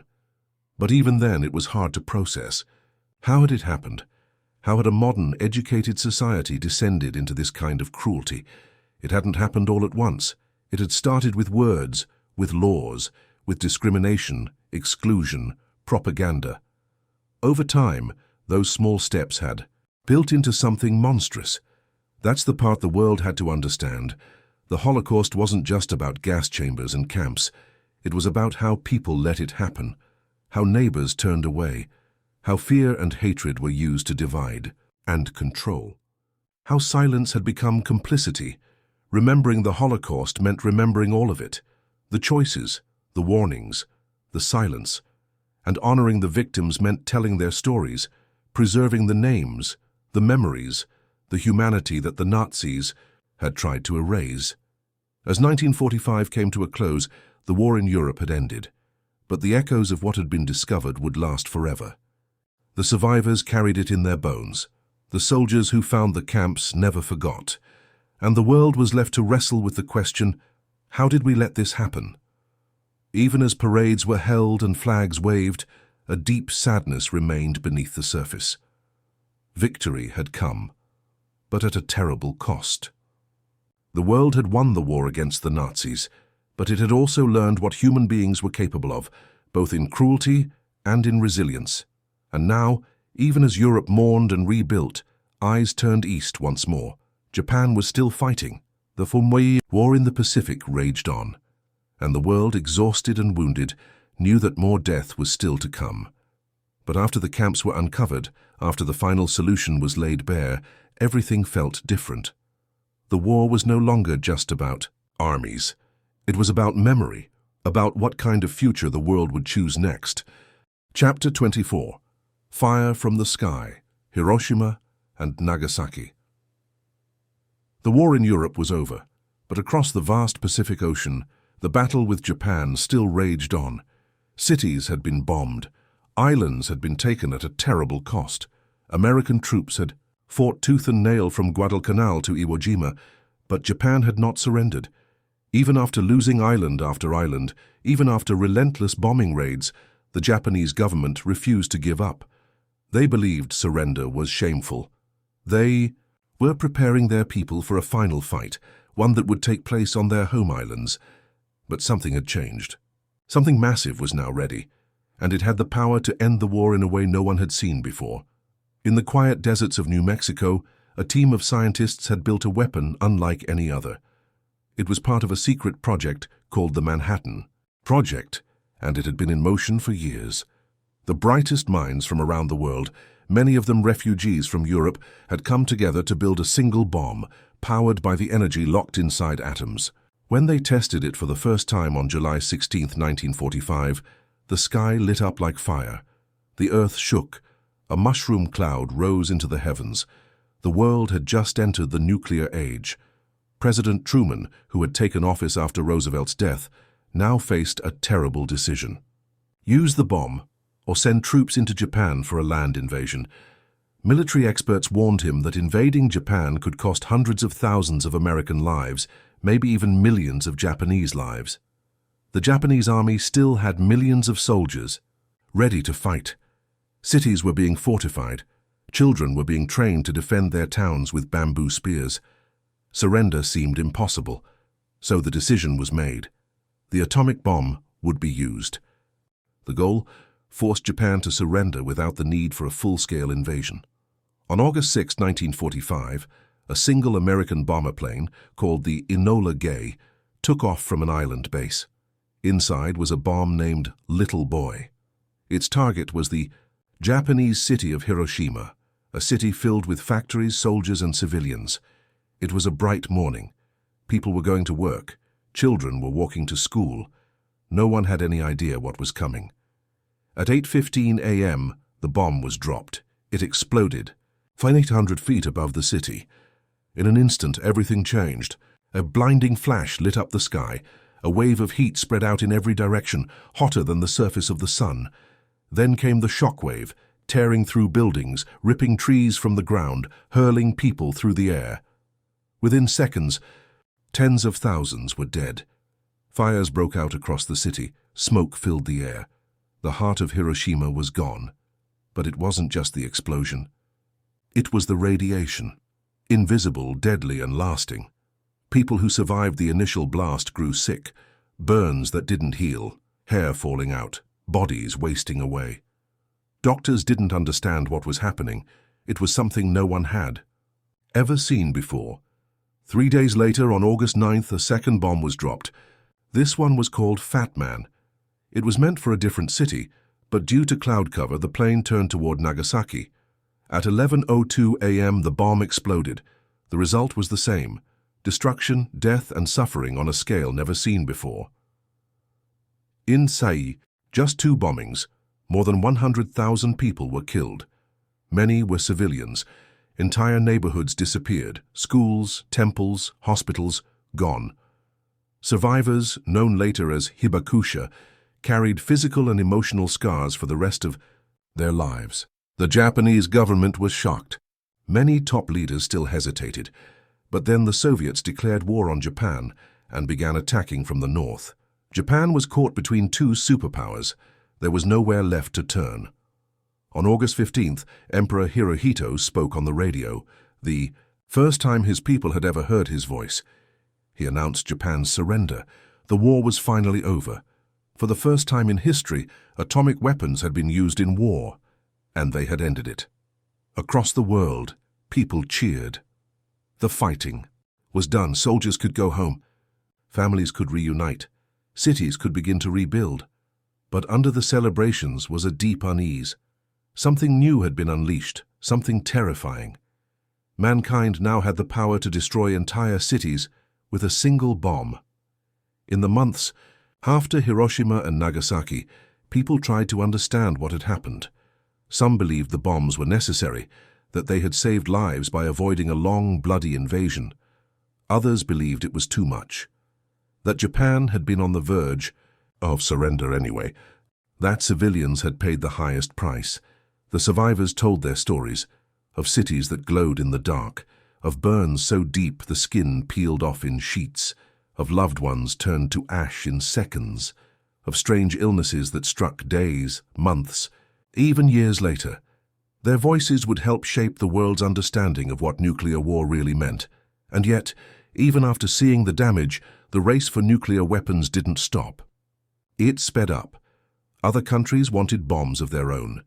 The United States had dropped the first two, but soon the Soviet Union tested its own. The nuclear age had begun, and it would shape the world for generations. But back in 1945, that wasn't yet clear. What mattered in that moment was that the war, the deadliest war in human history, was over.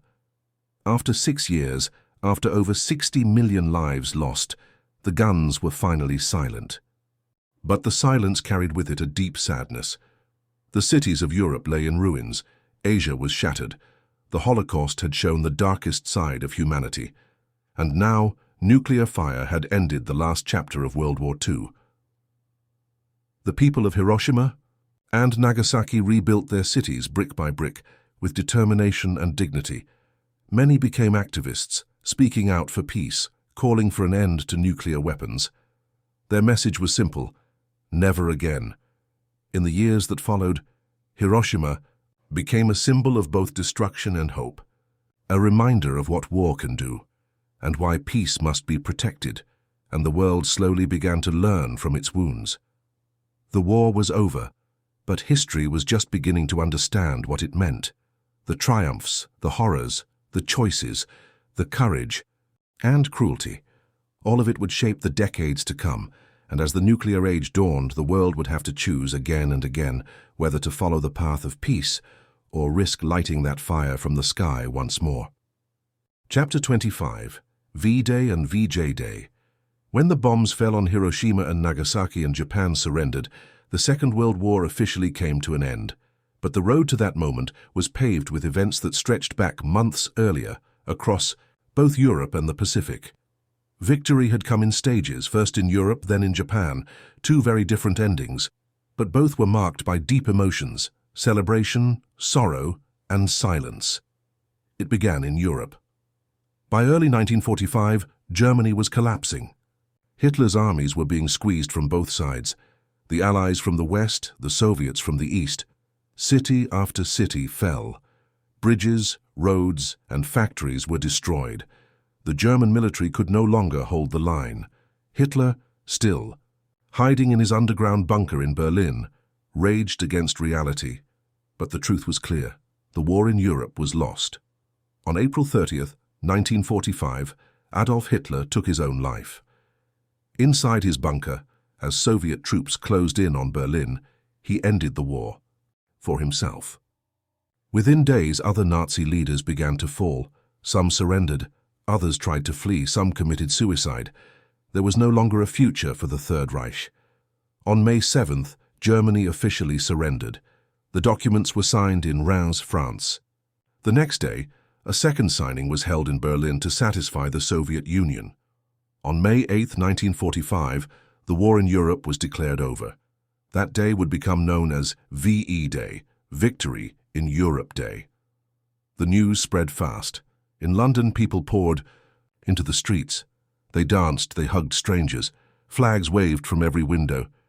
King George VI and Prime Minister Winston Churchill appeared on the balcony of Buckingham Palace to cheering crowds.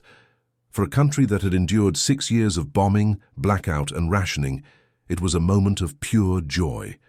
In Paris, the bells of Notre Dame rang. In Moscow, fireworks lit up the night sky.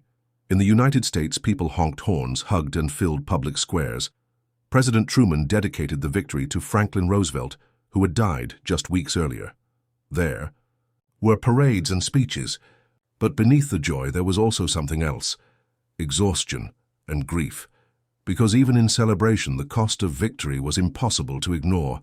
Millions had died, cities were in ruins, families had been torn apart, soldiers returning home had seen things they could never unsee.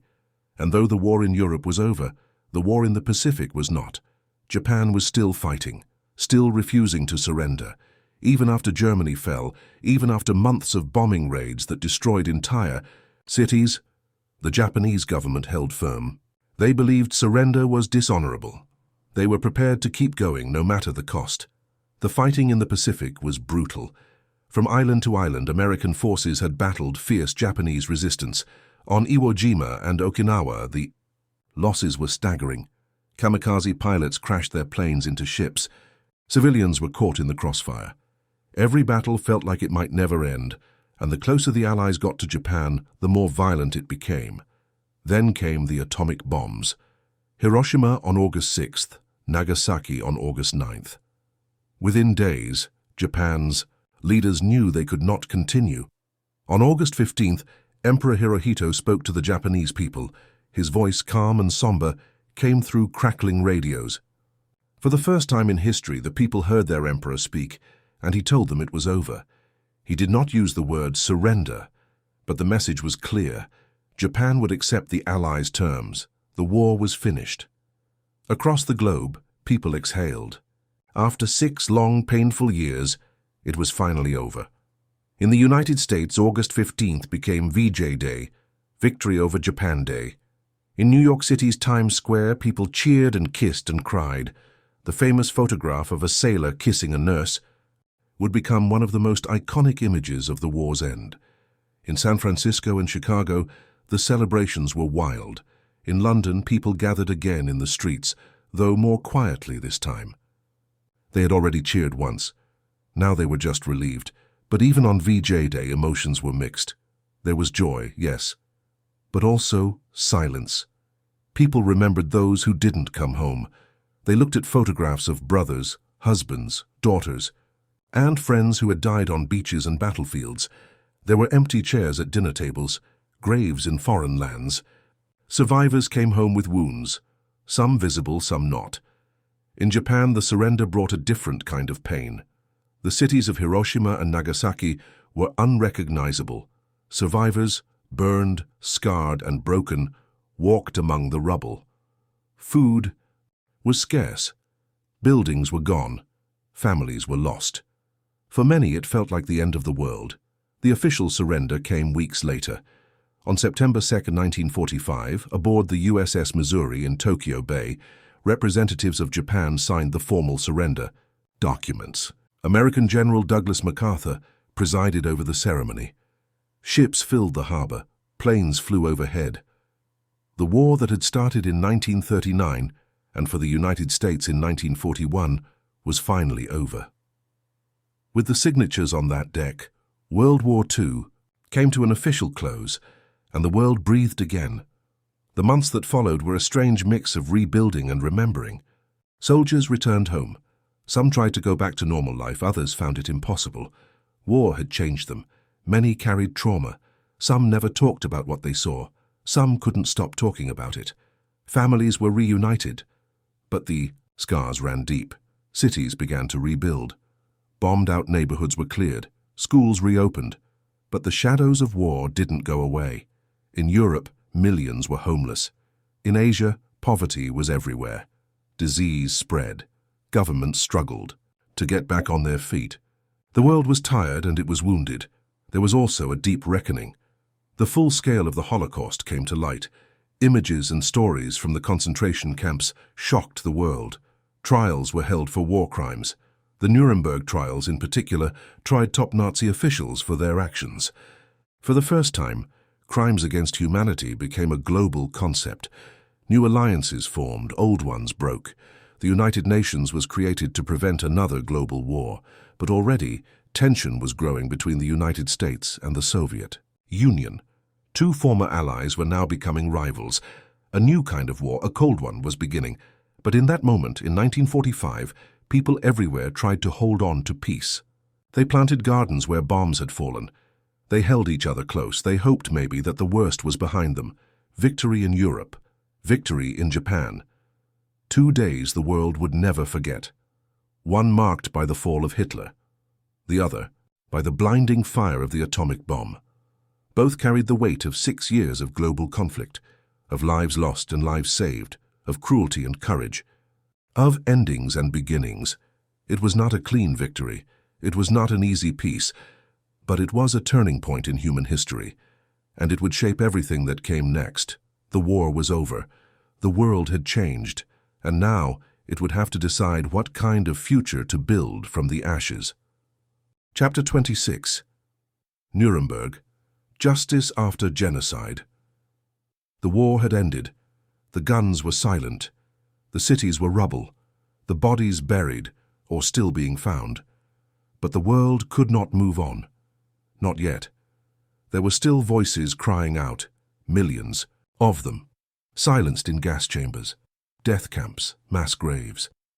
And now the world faced a question it had never asked on this scale. What happens after horror? What does justice look like when the crime is genocide? The Nuremberg trials began as something never seen before in human history. A tribunal not held in vengeance but in pursuit of law. Not simply punishment, but precedent. For the first time, leaders of a nation would stand trial for crimes against humanity, crimes of aggression and war crimes. The courtroom was not only about the fate of the accused. It was about drawing a line in history, a declaration that what had happened would not be forgotten, and it must never be repeated. In the destroyed city of Nuremberg, chosen in part for its symbolic weight, it had once hosted massive Nazi rallies. The courtroom was rebuilt from the ashes. Judges from the 4 Allied powers, the United States, Britain, the Soviet Union, and France, took their seats. The world was watching, and the defendants, some of the most powerful figures in the Nazi regime, walked into the dock. There was Hermann Göring, once second only to Hitler; Rudolf Hess, Hitler's deputy; Wilhelm Keitel, head of the German armed forces; Hans Frank, the butcher of Poland, and others. 24 men in total, men who had signed papers that condemned millions, who had overseen mass murder with bureaucracy and brutal precision, and now they faced something they had denied to so many others, a fair trial. The evidence was overwhelming. Film reels, documents, photographs, testimonies. The liberation of the concentration camps had revealed everything the Nazis had tried to hide. Eyewitnesses spoke of children torn from their parents, of medical experiments, of starvation, forced labor, extermination. The judges saw the ledgers, the orders, the signatures. Death had been organized, scheduled, budgeted. The machinery of the Holocaust had been fueled by memos, train timetables, and quotas. But the trials were not simple. The concept of crimes against humanity was new. There was debate, even among the prosecutors, about how to define justice. Could you hold individuals accountable for actions carried out by a state? Was just following orders a valid defense? And what about the victors? Had they committed no crimes of their own? The legal and moral weight of Nuremberg was staggering. Göring, charismatic and unrepentant, tried to dominate the courtroom. He smiled, argued, mocked the process. But he could not explain away the mountains of evidence. Others broke down. Some claimed ignorance, others expressed remorse. Some nothing at all. The most chilling part of the trial wasn't the rage of the accused, it was their normalcy. These weren't monsters from another world. They were administrators, officers, professionals. They looked like men who might run a company or a school. That was the horror. They had turned murder into a job. The prosecution laid out 4 charges: conspiracy to commit crimes against peace, planning and waging wars of aggression, war crimes and crimes against humanity. The 4th charge was the most groundbreaking. It addressed genocide, the deliberate extermination of whole peoples. The Holocaust was at the center. The death camps, the Einsatzgruppen, the ghettos, the trains, all laid bare. The world listened. It was the first time many people had heard the full scope of the genocide. Survivors testified. Some of the most powerful testimony came not from generals or spies, but from the people who had lived through the camps. Their stories, of gas chambers disguised as showers, of skeletal corpses piled like trash, of families vanishing overnight, left the courtroom in silence. When the verdicts came, they were just as historic as the trials. Of the 24 main defendants, 12 were sentenced to death by hanging, including Göring, though he would take his own life with a smuggled cyanide pill just hours before his execution. Others were given long prison sentences. A few were acquitted. Not everyone agreed with the outcomes. Some felt the sentences were too light. Others feared the precedent of punishing leaders after a war could lead to political abuse in the future. But most saw Nuremberg as necessary, because Nuremberg wasn't only about retribution, it was about remembering. It was about putting into law the idea that some actions are beyond acceptable, that humanity must draw a red line even in war. That murder on a scale so vast it defies comprehension cannot be left unanswered. And it wasn't just one trial. Nuremberg became a series. Doctors, judges, industrialists, all were tried in later proceedings. The people who had profited from forced labor, who had experimented on prisoners, who had twisted the law to serve tyranny, they were called to account. The trials also gave us new words and ideas. Genocide, coined during this time by jurist Raphael Lemkin. Crimes against humanity. Command responsibility. These would go on to shape international law for decades. The International Criminal Court, formed long after Nuremberg, still uses its language, but justice did not reach everyone. Many Nazis escaped, aided by chaos, false papers, or sympathetic networks. Some found refuge in South America. Some, disturbingly, were even recruited by the Allies during the Cold War for their scientific or military expertise. Justice in the end was not perfect, yet the symbolism of Nuremberg remained powerful. The image of a courtroom rising from the rubble of a ruined Europe, of Nazi leaders forced to listen to the horrors they had unleashed, of a legal system trying to put the pieces of morality back together, and perhaps most importantly, Nuremberg was a moment when the world decided to look at itself in the mirror. It asked hard questions. How did this happen? How do we prevent it again? What is the role of law when law is corrupted? It didn't solve everything, but it started a conversation the world is still having. In classrooms, in courtrooms, in museums, Nuremberg lives on.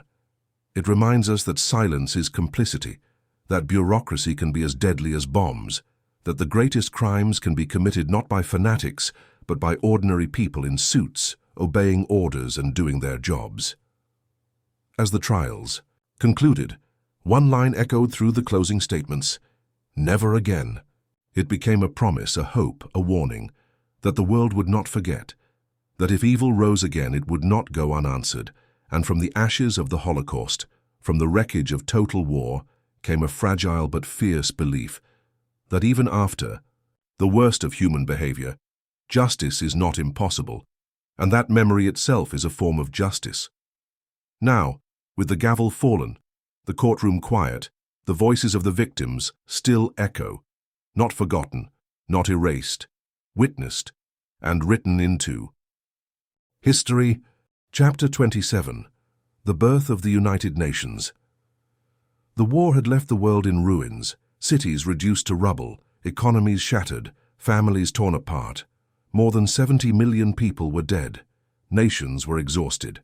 The horrors of the Holocaust, the devastation of Hiroshima and Nagasaki, the scorched earth of Europe and the fractured lives of millions cried out for something better, something that would prevent such a catastrophe from ever happening again. Out of this chaos, leaders began to talk, not about revenge or more war, but about peace.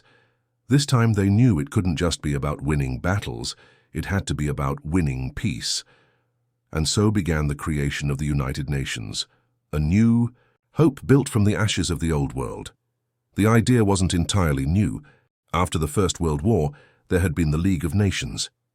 It was supposed to stop another global conflict, but it had failed. It lacked real power, unity, and support.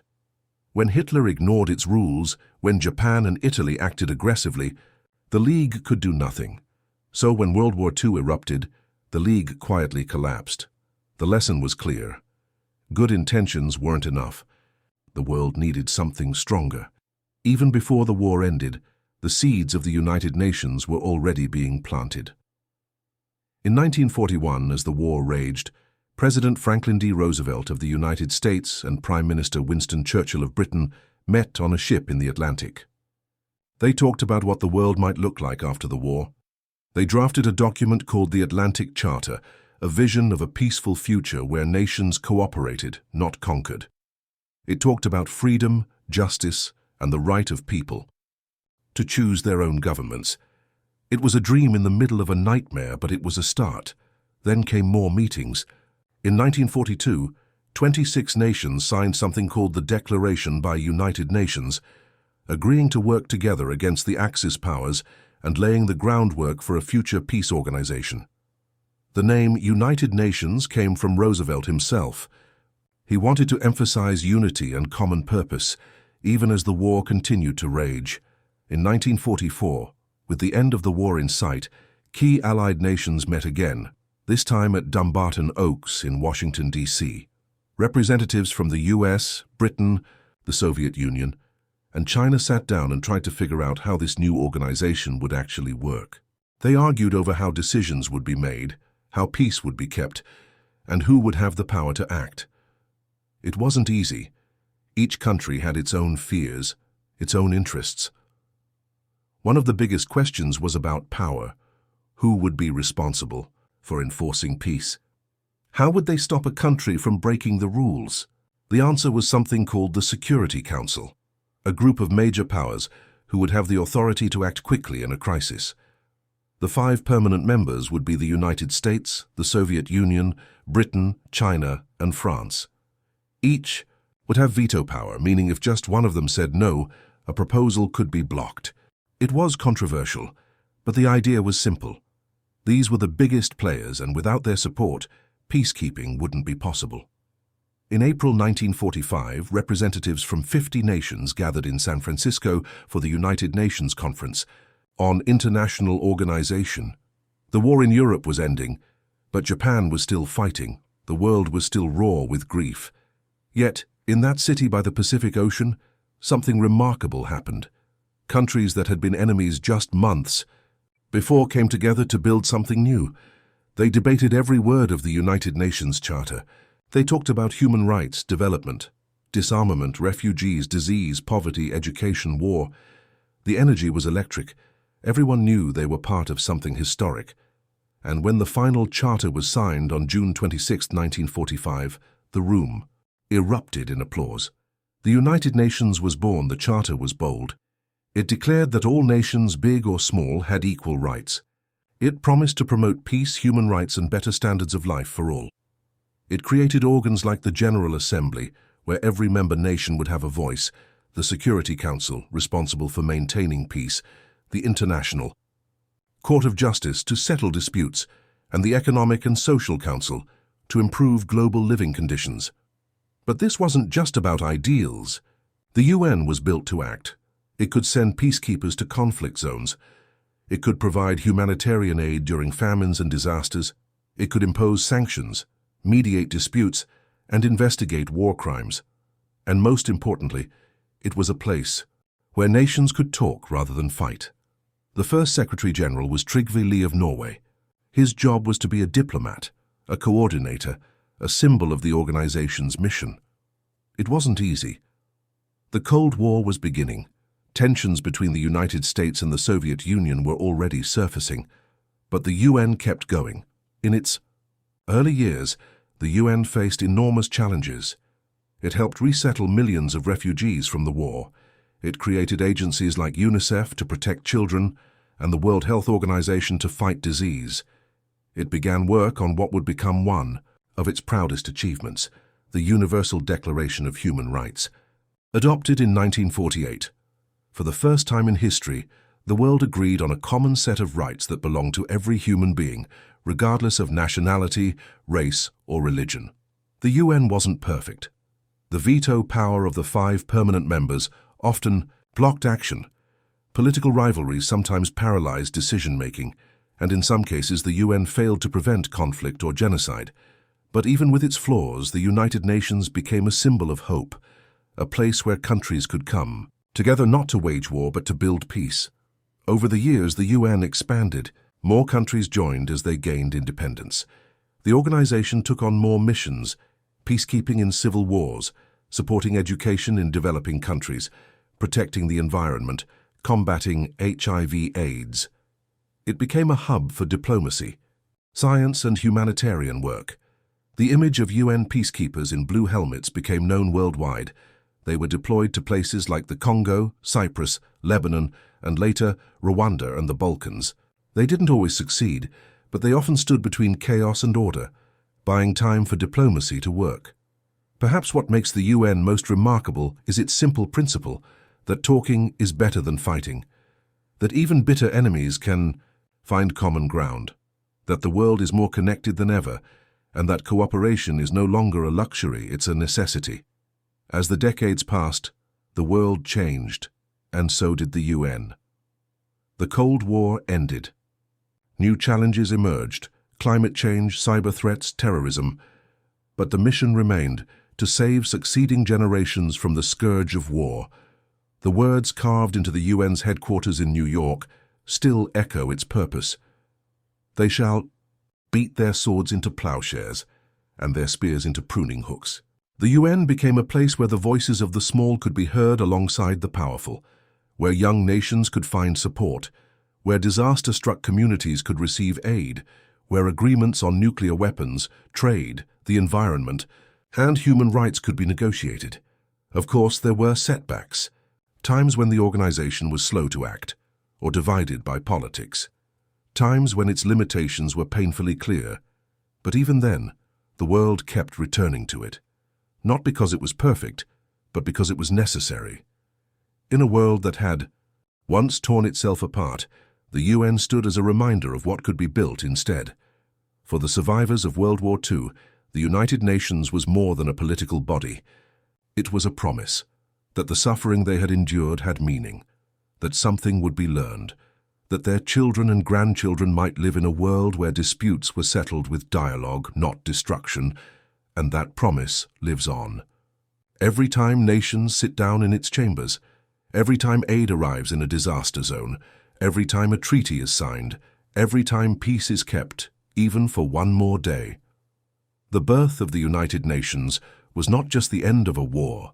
It was the beginning of something new, a fragile, flawed but powerful idea that humanity could learn from its past, that the world could be more united than divided, that in the darkest times, hope can still take root. Chapter 28.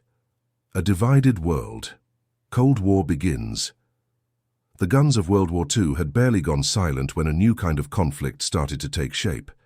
It wasn't fought with tanks rolling across borders or fleets storming beaches. This was a different kind of war, one without direct battles between the main players, but no less dangerous. It was a war of ideologies, fear, and influence. The Cold War had begun. During the Second World War, the United States and the Soviet Union had been allies, bound together by a common enemy, Nazi Germany. They coordinated strategies, shared intelligence, and celebrated victories together. But underneath that alliance, tension was already brewing. The two countries were completely different in how they saw the world. The United States was a capitalist democracy, where people voted for their leaders and owned private property. The Soviet Union, led by Joseph Stalin, was a communist state, where the government controlled the economy, the media, and daily life. Long as Hitler was a threat, those differences were put aside. But once Germany surrendered, those differences came roaring back. With the war over, the real question was, what would the world look like now? The first signs of division appeared in Europe. The continent had been devastated. Cities were in ruins. Economies had collapsed. Millions were homeless.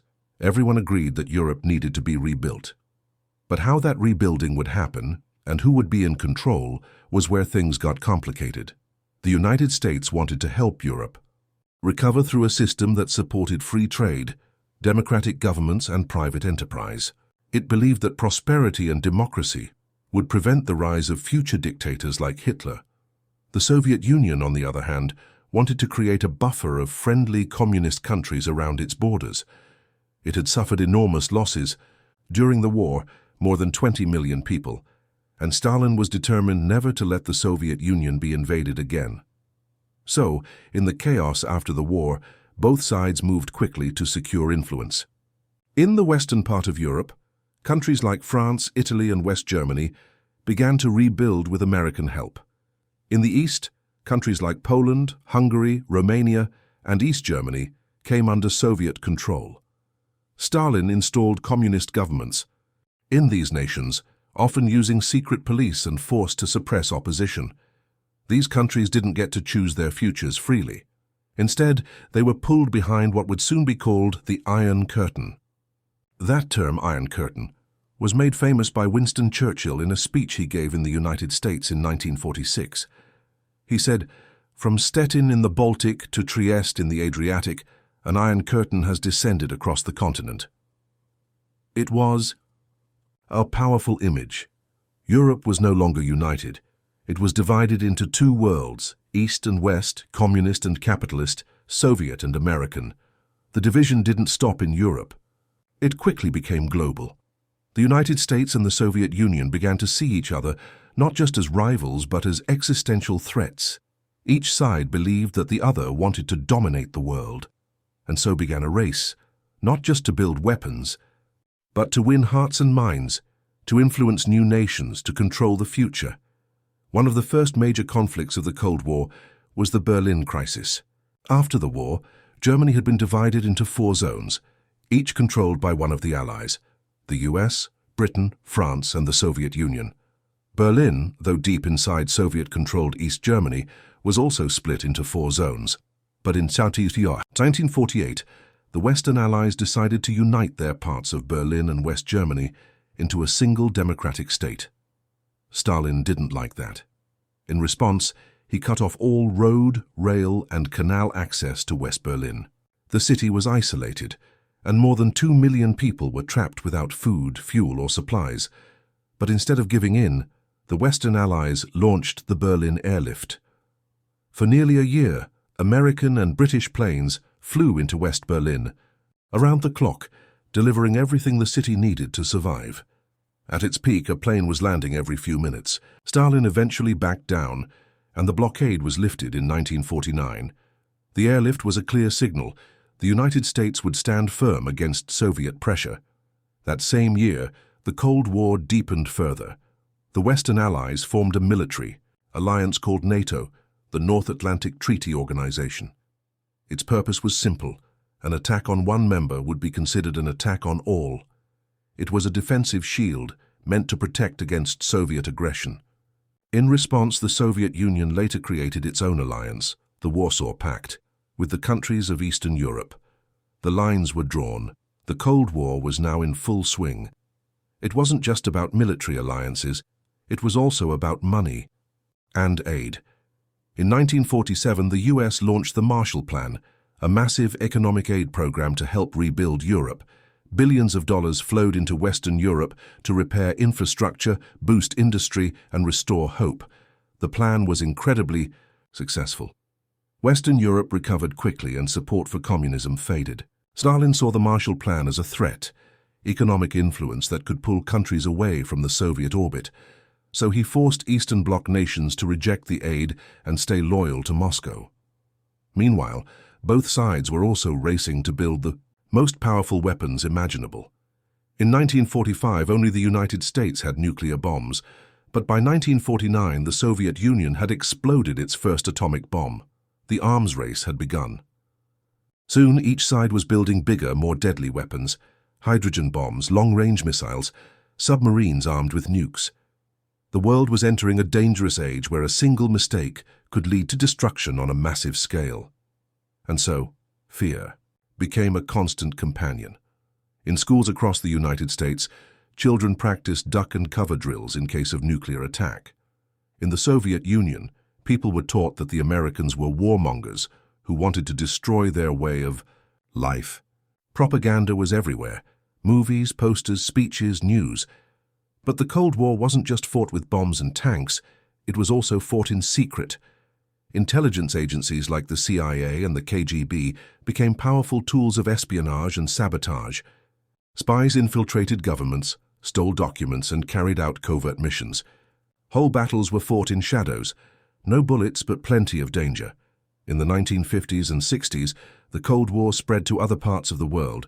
As former colonies in Africa, Asia, and the Middle East gained independence, the US and USSR rushed in to win them over.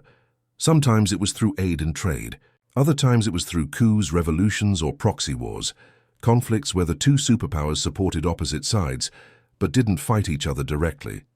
Korea, Vietnam, and Afghanistan would all become tragic stages in this global chess game. Back in Europe, the division became more permanent. In 1961, East Germany, backed by the Soviets, built a massive wall through Berlin. The Berlin Wall became the ultimate symbol of the Cold War, a physical barrier that split families, friends, and a city in two. Guarded with guns, dogs, and watchtowers, it showed how deep the divide had become. Yet even in the darkest moments of the Cold War, there were flashes of humanity. Agreements were made to limit nuclear weapons. Hotlines were set up between Washington and Moscow to avoid misunderstandings. Diplomats worked behind the scenes to prevent crises from spiraling out of control. And ordinary people on both sides dreamed of a world without fear. The Cold War would last for decades. There would be standoffs, breakthroughs, betrayals, and close calls. But it all started here, in the shattered world left behind by World War II, when former allies looked at each other and saw enemies, when peace came not with unity but with division. And yet, understanding how the Cold War began is vital, because it shows that peace isn't just the absence of war. It's also about trust, compromise, and vision. When those things are missing, even allies can drift into conflict. The Cold War didn't explode in a single moment. It grew from suspicion, fear, and the failure to truly bridge differences. The end of one war had birthed another, not with fire and fury, but with frost and silence. The world had changed, and the struggle between two superpowers was only just beginning. Chapter 29. The Cost of War. When the last gun fell silent in 1945, the world looked around and saw devastation beyond anything it had known before. The Second World War was not just a military conflict, it was a human catastrophe. The numbers alone tell a story of unimaginable scale. Over 70 million people were dead. Millions more were injured, orphaned, homeless, or missing. Entire cities were reduced to rubble, and the scars left behind, physical, emotional, and societal, would remain for generations. The cost of war was everywhere. In Europe, once beautiful cities like Warsaw, Dresden, Rotterdam, and Berlin were now piles of broken stone and shattered glass. Streets that had once bustled with life were silent and empty. Schools, hospitals, homes, all gone. Factories that had powered industry were now twisted steel skeletons. Even in the countryside, farms had been bombed, fields had been burned, and forests were littered with unexploded shells. In Asia, the destruction was just as severe. Cities like Manila and Tokyo were left in ruins.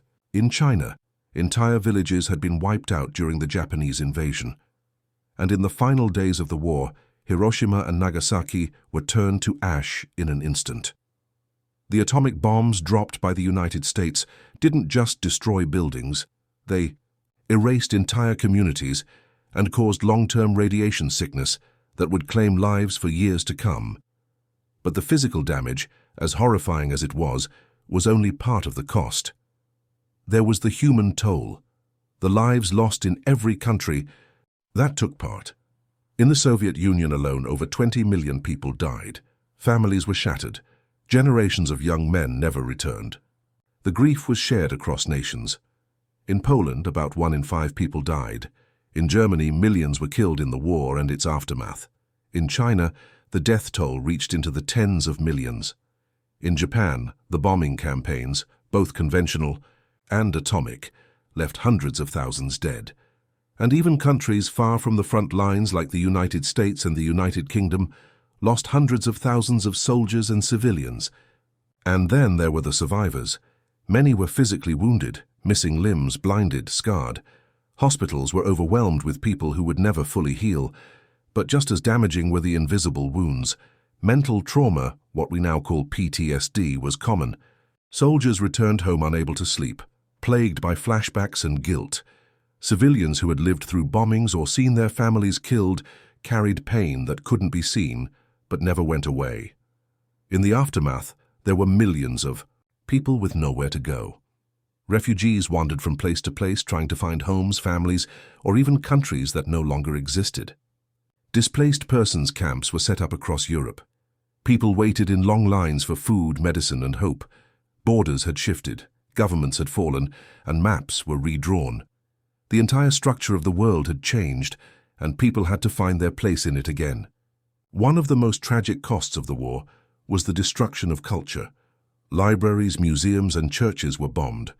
Art, music, and history were lost forever. In many places, centuries of heritage were erased in a matter of days.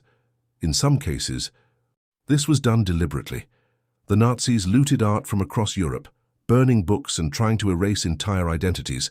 Temples in Asia were destroyed in battles.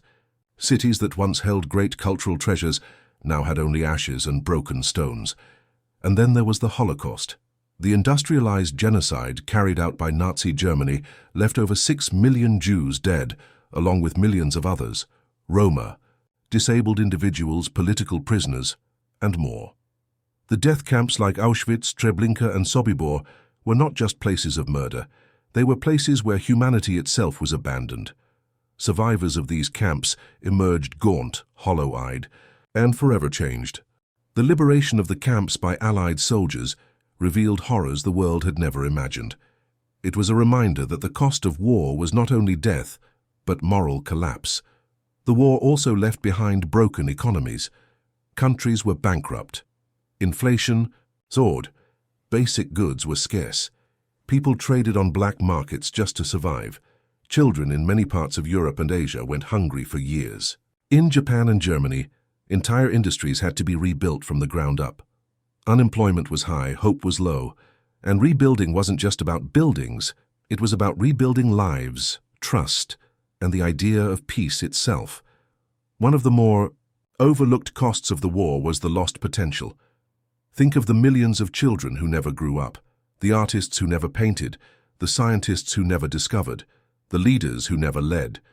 The war robbed the world not just of lives, but of futures. A generation was lost, its stories unfinished, its dreams unfulfilled. Women who had taken on new roles during the war, working in factories, managing farms, serving in auxiliary forces, now found themselves pushed back into old expectations. The war had changed gender roles, and many women had discovered strength, independence, and purpose. But in many countries there was pressure to return to traditional life. It created tension and sparked movements that would take decades to fully emerge. Children too bore the weight of the war. In London they had spent nights in bomb shelters. In Hiroshima they had watched their classmates die from radiation. In Eastern Europe they had survived ghettos and camps. Many were left as orphans. Others carried emotional wounds that would shape their entire lives. War doesn't just end when the fighting stops. Its shadow stretches far into the future. The war also left deep political divisions. Old alliances were broken, new ones were formed out of fear or necessity. Countries that had been neutral were now forced to choose sides in a world divided by ideology. The seeds of future conflict had been planted in the ruins of this one. And in the middle of it all were people, ordinary people, trying to make sense of what had happened, trying to rebuild, trying to live. Across the globe, memorials began to rise, monuments to the fallen, cemeteries for the unknown soldiers, museums that preserved the memory of what had been lost. But remembrance is not just about honoring the dead. It's about learning from what happened, about making sure it never happens again. That's why the phrase "never again" became a vow spoken around the world. Yet, even with all this pain, the world did not give up. In the rubble, people planted seeds. In the silence, after the bombs, they told stories. From the ashes, nations were rebuilt, not just brick by brick, but hope by hope. The war had taken so much, but it had not taken the human spirit. In the years that followed, peace movements grew stronger. Veterans spoke out. Survivors wrote books. Filmmakers and artists captured the reality of what had happened.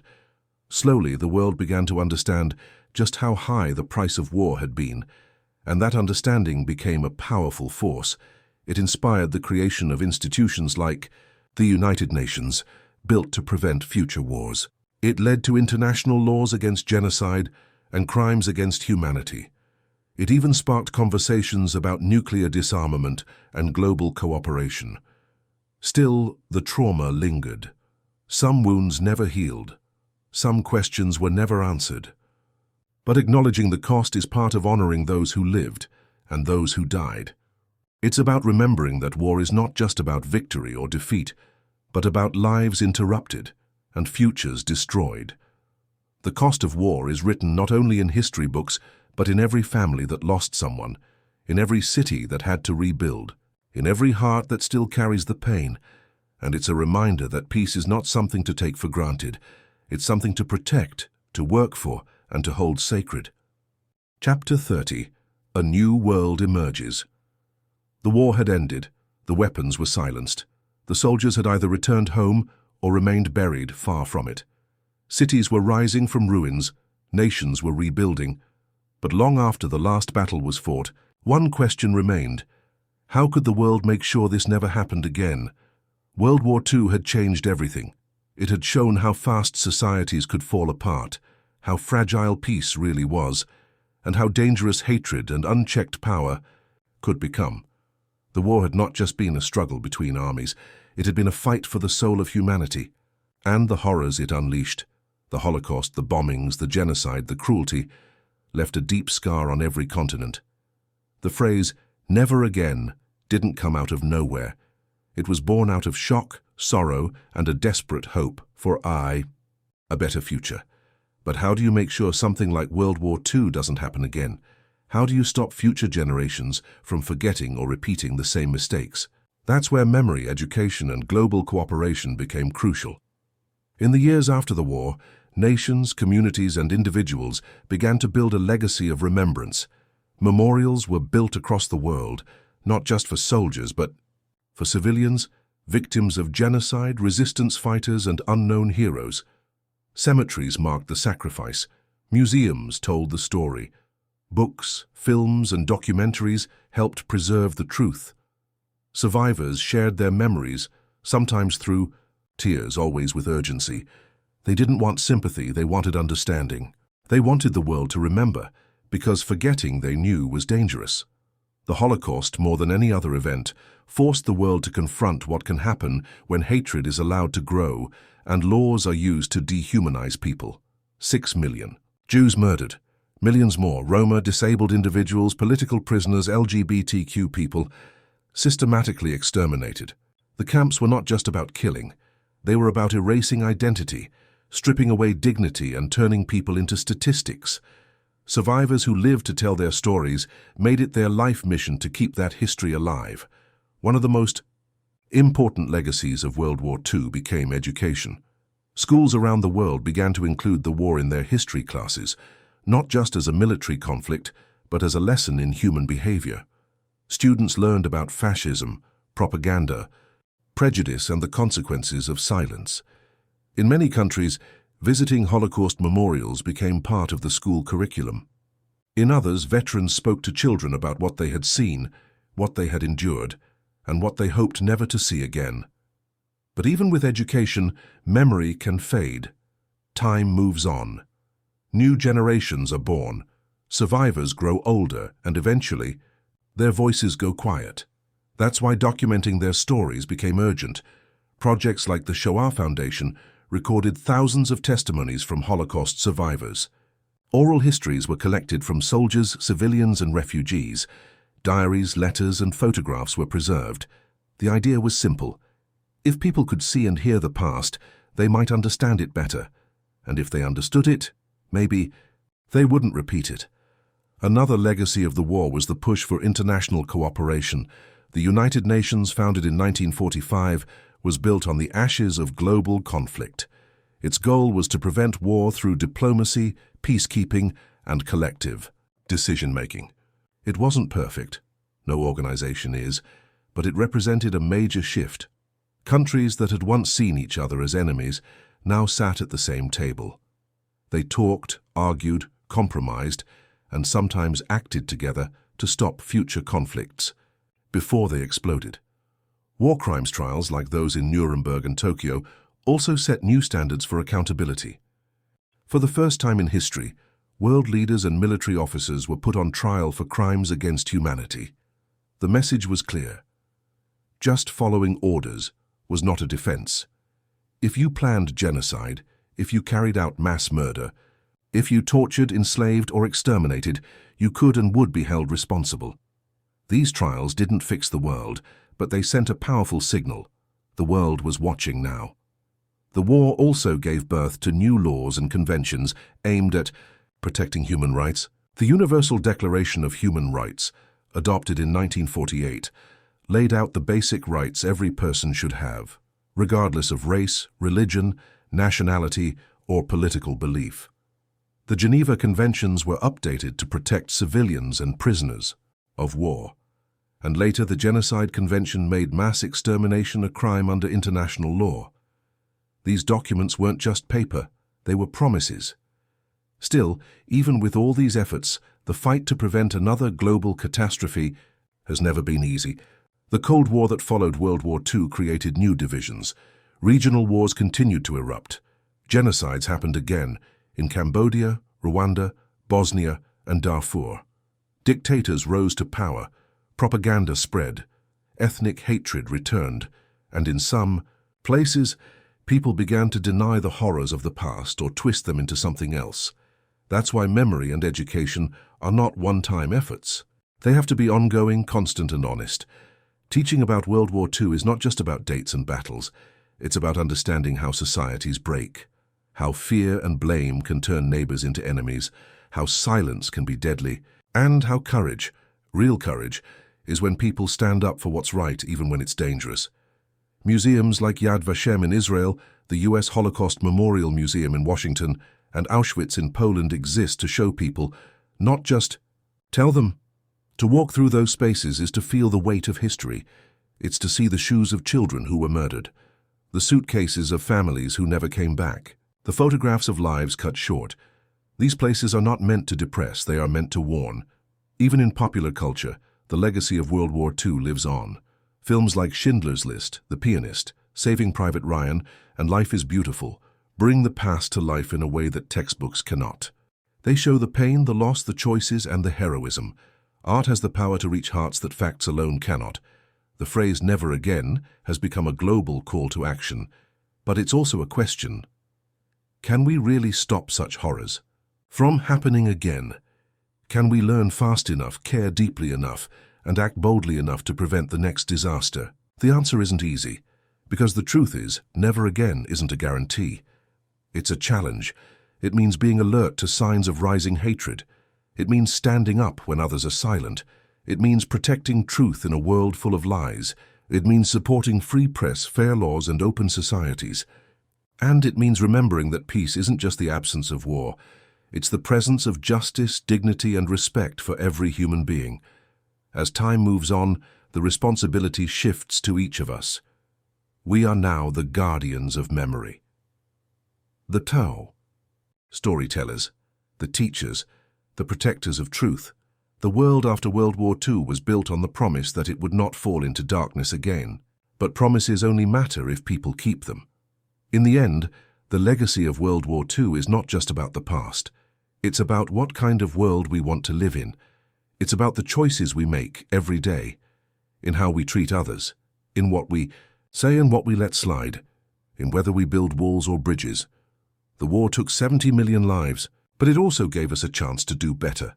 Never again, only if we mean it, only if we remember, only if we act. This is the final chapter, but not the end of the story. History doesn't stop. The world keeps turning, and the question of peace is never settled once and for all.